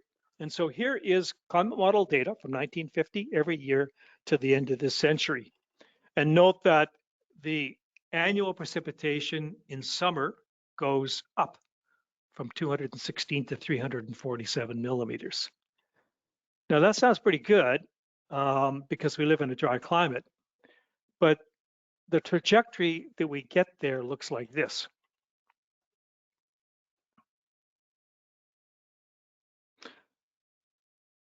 some tremendously wet years and some years that are just as dry or nearly as dry as in the past. Because if we don't get the precipitation and the climate is warmer, then we also get drought. So there's an increased probability of both extreme wet conditions and extreme dry conditions. And even though we expect these tremendously wet years, we can also get, and if you look off to the end of this time series, we can also get an entire decade that's lacking precipitation, even though on average, we expect more rain.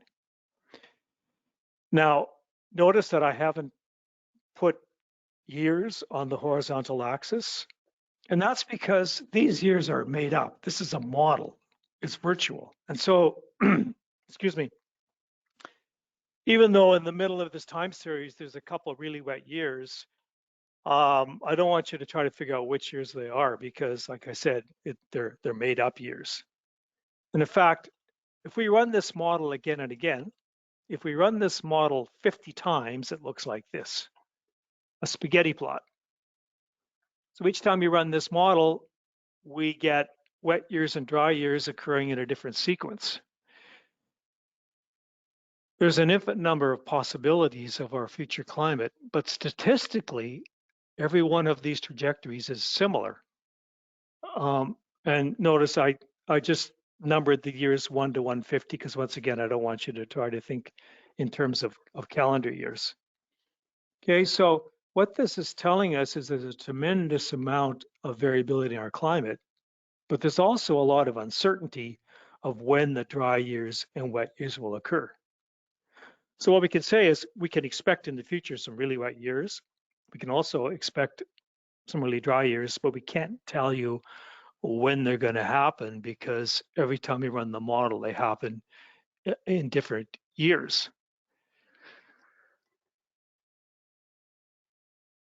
Another way of presenting that information is to break the time series into 30-year chunks and look at the probability of a certain amount of summer precipitation. And so here's 3 bell curves for 30 years in the past. 30 years, we're pretty much halfway through that. Well, we're, I guess, 5 years into the blue period, and the red period is 2050 to 2080. And notice if you look at the peak, the precipitation doesn't change a whole lot in summer. It's a little bit shifted to the right, which is higher, but also summer's is going to be warmer. So we're going to lose that extra precipitation. And in fact, the soil water balance will go down because the rate of water loss will exceed any marginal increase in precipitation. But what's most apparent or notable from this diagram is how the bell curve is getting stretched. The tails are getting pulled out so that there's a higher probability of both much higher precipitation and much lower precipitation. And we call that the amplification of the hydrological cycle. We are amplifying or exaggerating the variability. So that's how we characterize climate change in a nutshell. And we have colleagues who have done research on how we expect the regional ecosystems of the prairies to respond.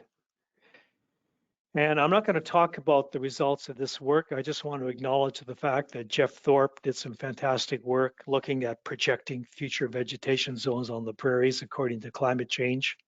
And the one thing I'll point out is he had to use a US classification of vegetation zones because with the warming of our climate and the drying of summer due to higher temperatures, that we're shifting from mixed grassland, basically mixed moist and dry grassland, to vegetation zones which currently only occur south of the border.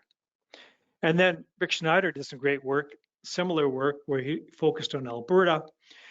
And so here is his bioclimatic envelope model for the 2080s, a median climate change projection. And you can see that the yellow zone, the mixed grassland, is larger, much larger than it is today, and there's mixed grassland in the Peace District, and that the forest has shrunk as the grassland has expanded. But you can consult Rick's work to have him, he had a whole bunch of different projections and scenarios and so on. But what I thought was cool about some of Rick's work is he also reconstructed the vegetation zones of Alberta for the middle of the Holocene, the mid-Holocene hypsothermal. Hypsothermal means more heat. And so during the middle of the Holocene, temperatures were much higher than today. Well, we're approaching hypsothermal temperatures with global warming. And he took pollen records from all those lakes and he reconstructed the extent of the mixed grassland during the hypsothermal, and you can see that that's actually similar. The extent of the yellow zone, the mixed grassland, is actually similar to his projection of the extent of the mixed grassland later in this century. Now, for the rest of my talk, I'm going to focus on the past, and in terms of how the prairie has responded to 9 or 10,000 years of climate variability and change, starting with the hypsothermal, and using data from the Holocene paleoecology of the prairies. This is Harris Lake on the north slope of the Cypress Hills. And that little inset is a picture from 1988 because early in my career, a research assistant and I went down to Harris Lake in the middle of winter, got lucky, it was plus 18 that day. We were working in our t-shirts. We constructed this tripod and we collected lake sediments. And we kept putting the sediment core down the same tube and eventually collected almost 10 meters of sediment. And it turned out to be still today one of the longest lake sediment cores from the prairies. But I'm not going to give you the results of our work because other colleagues have done similar work and I want to give them credit. Also, we had a fairly, because of the dating control or lack of dating control, even though we had a lot of data on pollen and diatoms and ostracods and mineralogy and so on by collaborating with various colleagues, it was a fairly coarse record of the last 10,000 years. Whereas there's some higher data of higher resolution, and this is remarkable, and it was just published. I'm not sure if you've seen this, but just late last month, there was a paper in the proceedings of the National Academy of Science, Greg Peterson from Bozeman, Montana, and his colleagues. They examined these white bark pine that are being exposed by the melting of what they call, it's not even a glacier, they just call it an ice patch. An ice patch on the Beartooth Plateau in Montana is exposing these dead white bark pine, and their research indicates that the white bark pine are died in the mid-Holocene, but the location is 180 meters higher than the current tree line. So obviously it was quite a bit warmer in the mid-Holocene, in this case in southern Montana. But here is similar evidence. This is from Kettle Lake in northwestern North Dakota, getting pretty close to southern Saskatchewan. And they had a lake sediment core that showed a lot of drought in the period 8,500 to 7,900 before present. They talk about drought cycles of 100 to 130 years in length. I have difficulty characterizing this as drought. I mean, to be fair, these are ecologists, not climatologists. And if you get 130 years of dryness, it's not really a drought. It's a change in climate. It's aridity. Whereas a drought, droughts typically last a year to several years or maybe a few decades, but not 130 years. But let's not quibble about that. Let's look at what they found. They found that a drop in the grass pollen. They found that quartz spiked, indicating erosion. A lack of charcoal because the vegetation just wasn't lush enough to support a prairie fire. And they found a shift from C3 grasses to C4 grasses, like you might expect. And they concluded that this drought severity during the past and possibly future arid phases, and this is where they're correct. It's really an arid phase. It's not a drought. But they said you can't really anticipate these future arid phases using the historical climate variability, and they're talking about weather records, because the weather records are just too short. They just don't include enough variability to anticipate the kinds of droughts that have occurred in the past. And that's why they say the Dust Bowl of the 1930s was unremarkable compared to the last 2 millennia. Now, their record went back many millennia, but they mentioned the last 2 millennia. So let's focus on the last 1,000 or 2,000 years, using data from our lab, because we use tree rings. So here's a piece of wood from the Kootenay Plains in Alberta, and we cross-dated this to the year 542. In other words, this piece of wood came from a tree that was a seedling in the year 542. And I didn't do that. My research assistants did it, of course, because it's very tedious work.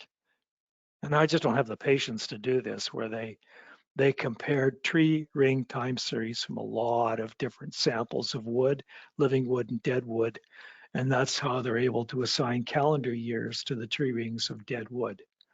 So we have thousands of samples, and they are scanned, they are polished and scanned, and the research assistants work off of scanned images where they can zoom in, not only cross-date the samples, but they can measure the tree growth each year to within a micron.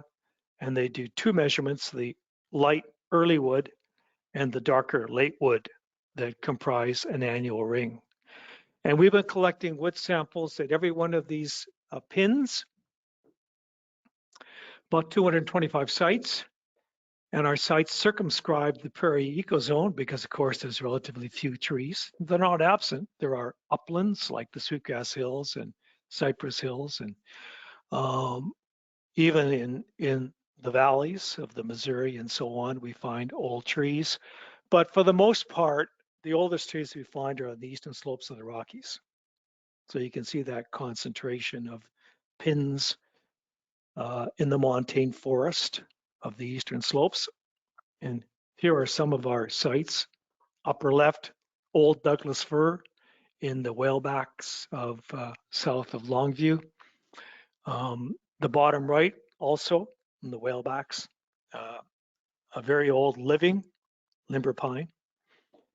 But the dead wood gives us the oldest data. So we're able to extend our chronologies beyond the age of living trees by collecting dead wood. That includes, in the bottom left, dead wood that's lying on the forest floor, which occasionally remains intact if the soil is dry. And on the upper right, archaeological wood. We take wood from old cabins, corrals, forts like Fort Walsh and so on. And here's another site in the background. That's Piikani land. We do work with the Piikani First Nation, and they're very helpful. And up on that butte, there are very old limber pine, like the one on the bottom right. But note in the foreground is a weather station. I'll refer to that in a minute. But on the bottom right, there's one of my field assistants, Jonathan Barichevich from Valdivia, Chile, because we actually do research in Chile as well, or we help our colleagues do research there. And occasionally they'll send us a student like Jonathan, who now is a professor of dendrochronology, and he's contemplating where are we going to take this little steel chainsaw and get a sample from this dead tree.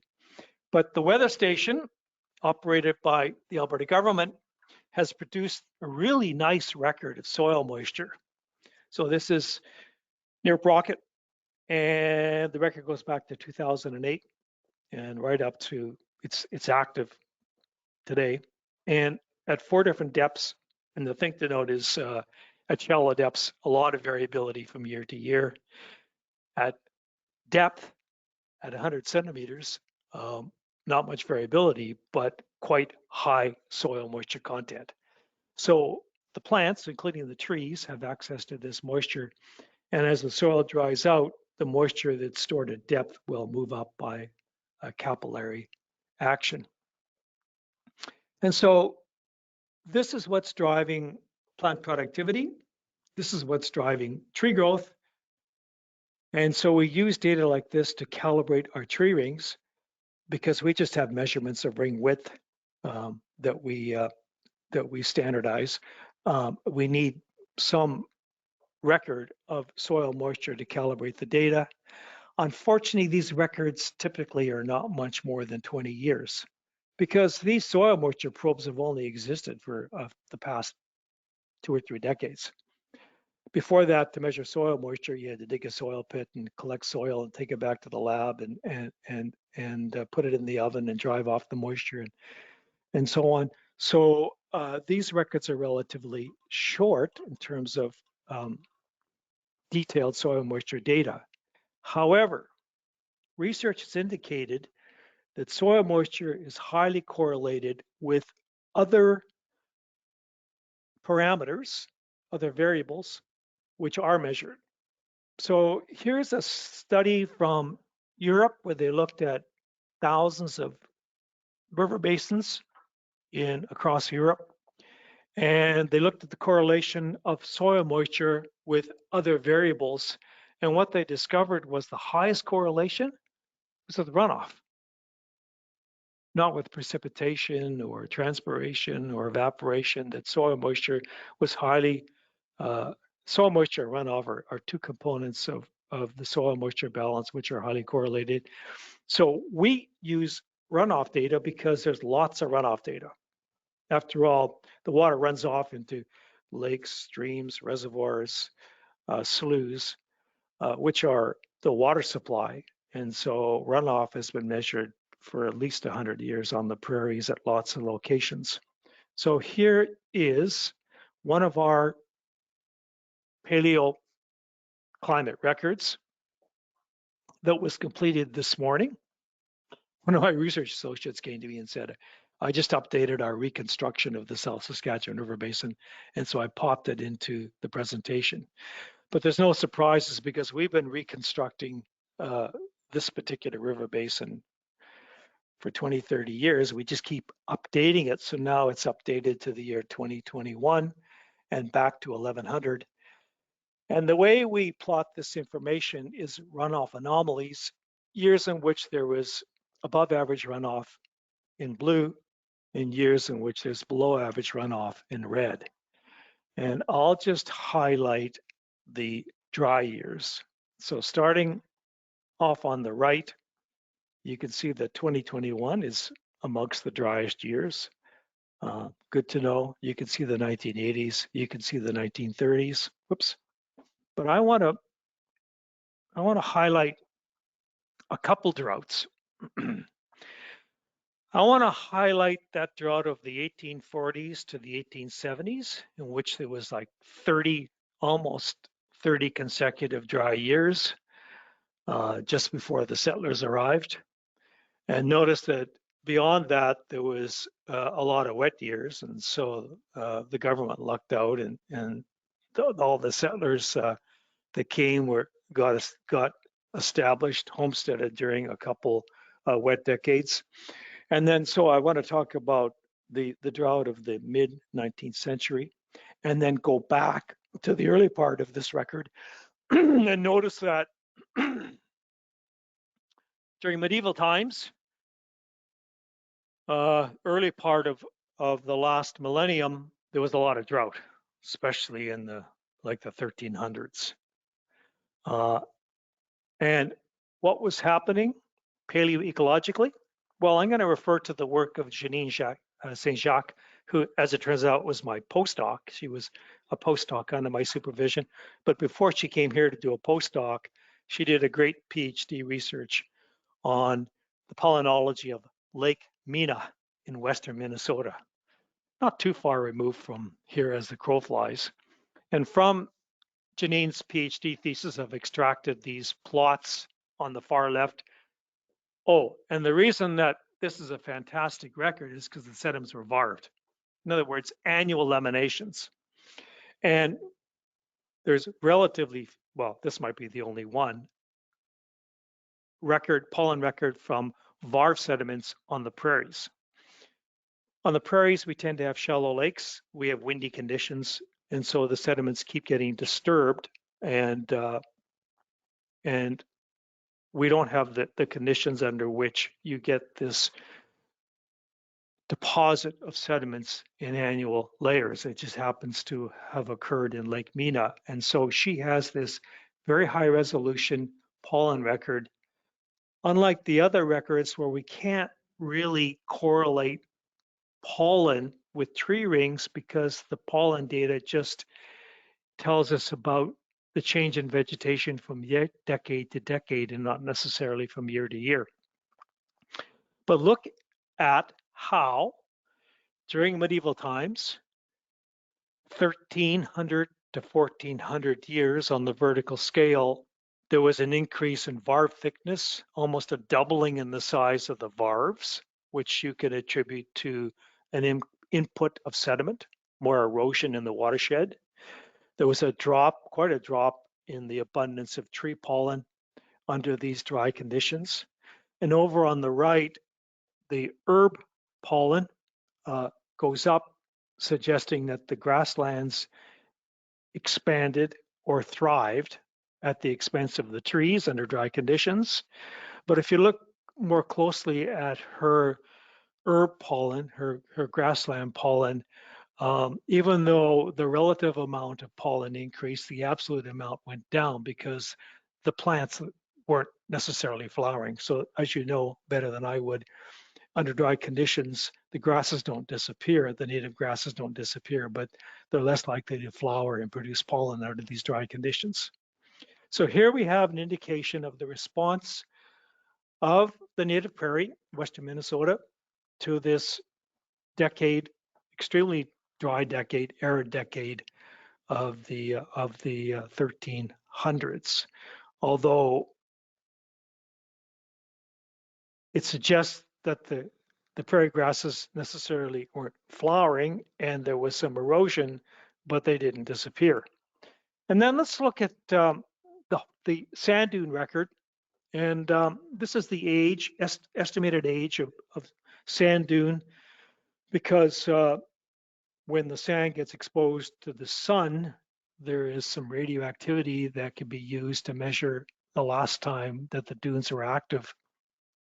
And from these two papers, they plot the periods of activity from the Nebraska sandhills, and off to the left age. So here the age legend, the age scale, sorry, is from 0, present day on the left, to 6,000 years on the right.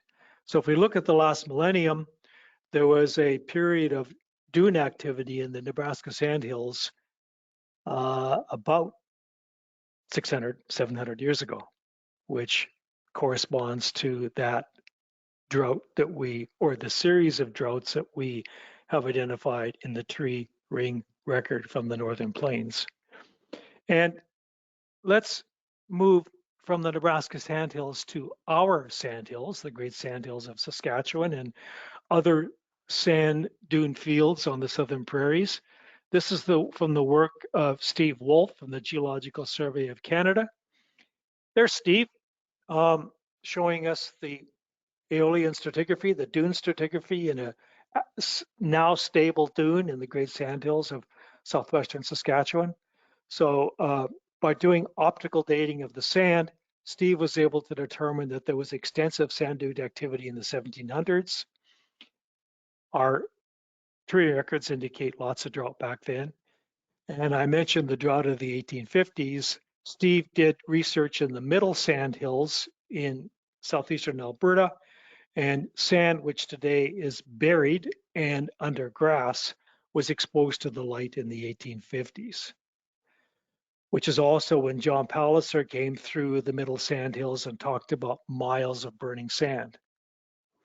Something else that John Palliser said was that this region, and where a lot of us live, will be forever comparatively useless, which is why we call it Palliser's Triangle. And in the very first edition of the Medicine Hat Times, there was an editorial, and I quote it saying that it was criminal to bring settlers here to make a living out of farming. And so there's one of those settlers, and I know the location and the month because that's my grandfather. So that's my grandfather disking the prairie sod. And we know now it wasn't a good idea necessarily to do that, but I don't fault my grandfather because he was just trying to get established so that his new bride wouldn't leave and go back to Ontario. But you know the outcome of the degradation and disking of a large area of native prairie.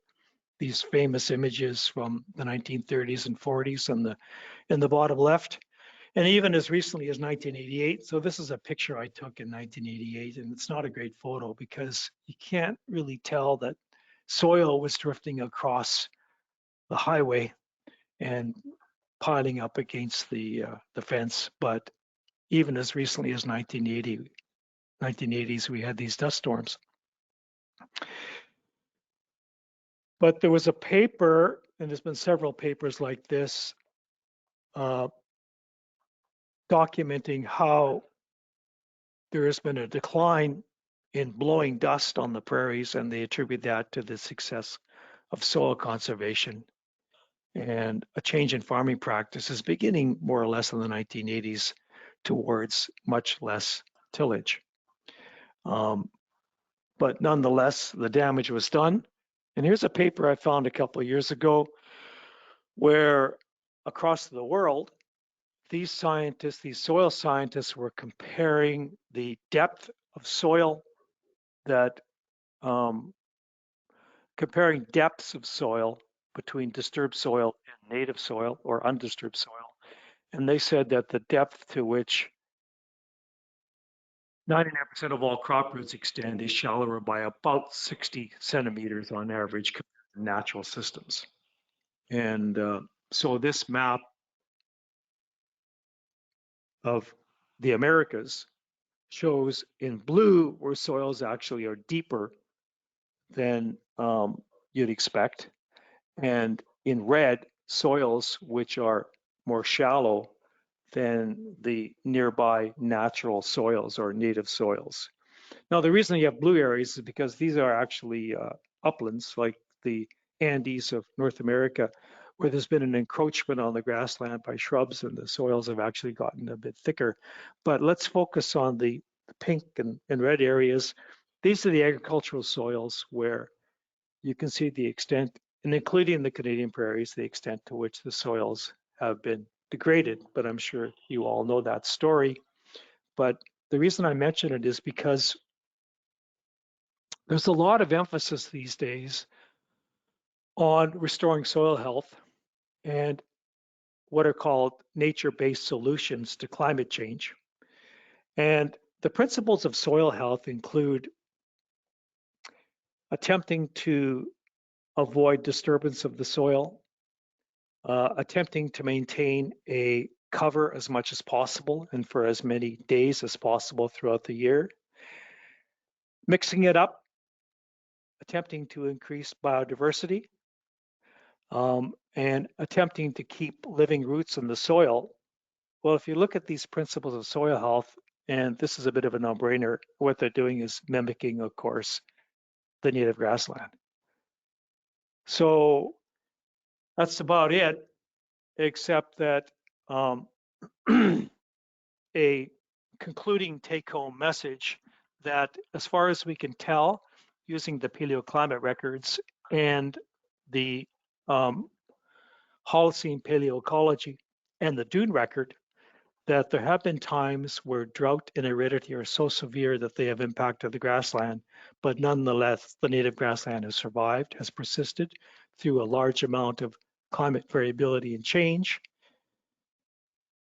If you want to know more about the tree ring stuff, it's written up, and it's written up for popular consumption in mostly farming magazines, like the Furrow, John Deere's magazine, Western Producer, Farming for Tomorrow, Canadian Cowboy magazine asked me to write an article. And I think it's because the tree ring stuff resonates with people who spend a lot of time in the land. And so we've found that our tree ring records resonate with farmers and ranchers, but in particular with the Indigenous people. So we work closely with the Piikani First Nation and Métis Nations and other First Nations on the prairies, because they can teach us as much or more about the climate variability than we can extract from the tree rings. And so I'd like to thank those Indigenous communities, but also a bunch of ranchers, because after all, most of the montane forest and most of the old trees are on ranches, so we need their cooperation. On the bottom left is Mike Roberts, who until recently was the manager of the Walden Ranch in the Whalebacks. And so I'll leave it at that. And if the time permits, take any questions or comments.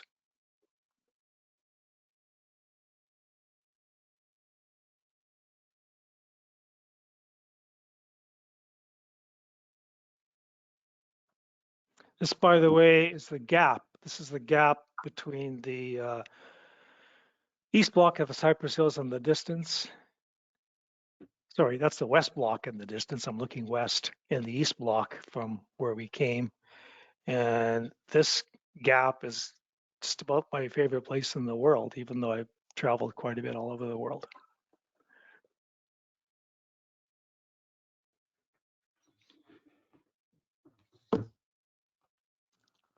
Hey, David, it's Nolan here.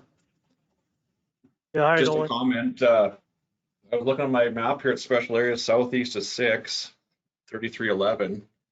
Is actually three, as the crow flies, maybe 2.5, 3 miles from where I live today. So I was on those lands this summer actually, and I guess, you know, what kind of resonates with me is this year how well the forages and grasslands did and how much the crops suffered from the extreme heat we had from about 4 weeks of intense weather. So yeah, it's still an area that the grasslands thrive in. So.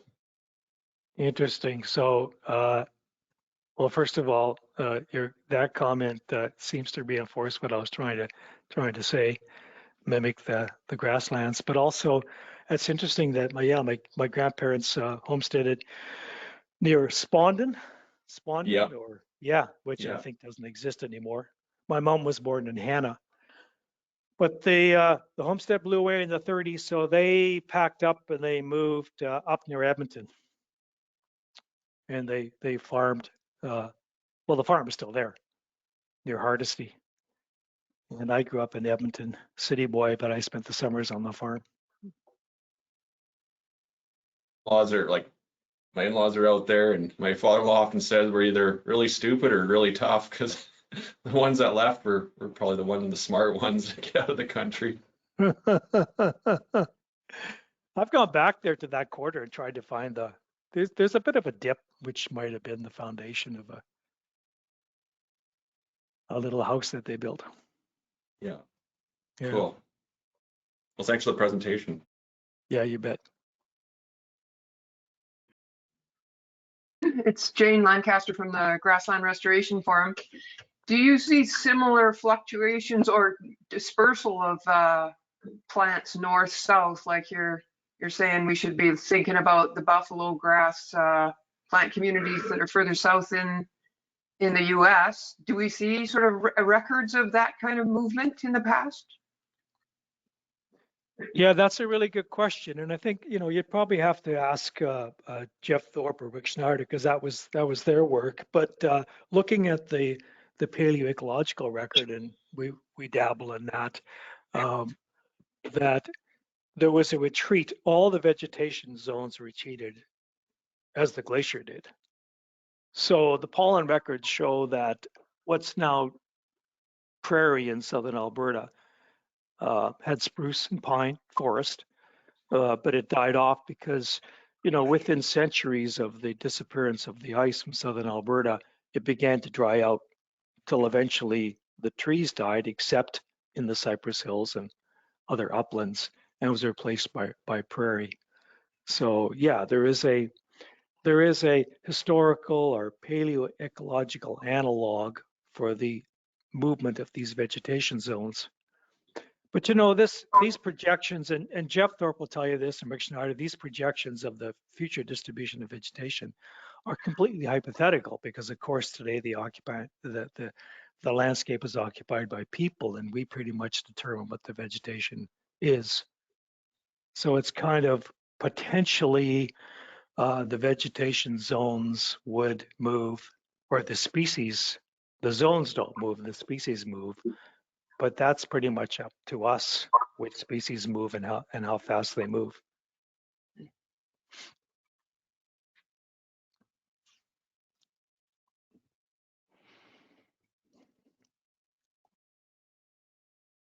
Okay, well, we're almost to noon. Well, thank you, David. That was an awesome presentation. And yeah, it's really awesome to see the resiliency of native prairie, especially the two extremes. Like last year, it was so dry, and then this year it was healthy range health score. So yeah, I'm seeing that too. That's how resilient our grasslands and how they evolved over the years. So we don't have no time for member updates. If you want to send your updates to Catherine or Sam, and then I think they could just send them out to the membership there. I want to thank everybody for coming today. It was a good meeting, fast. I kind of don't like online meetings just because we miss out on so much of the side talks that are really important, especially what's going on like with coal and all that. Like it would have been good to get in depth with people on side talks. So yeah, I guess for the people that got elected for this coming year, there'll be a link sent out for a meeting, or we'll use the same link. I'm not sure, but yeah, just thanks everybody. I'm not sure if we get kicked off right at noon, so it was a good meeting. Thank you.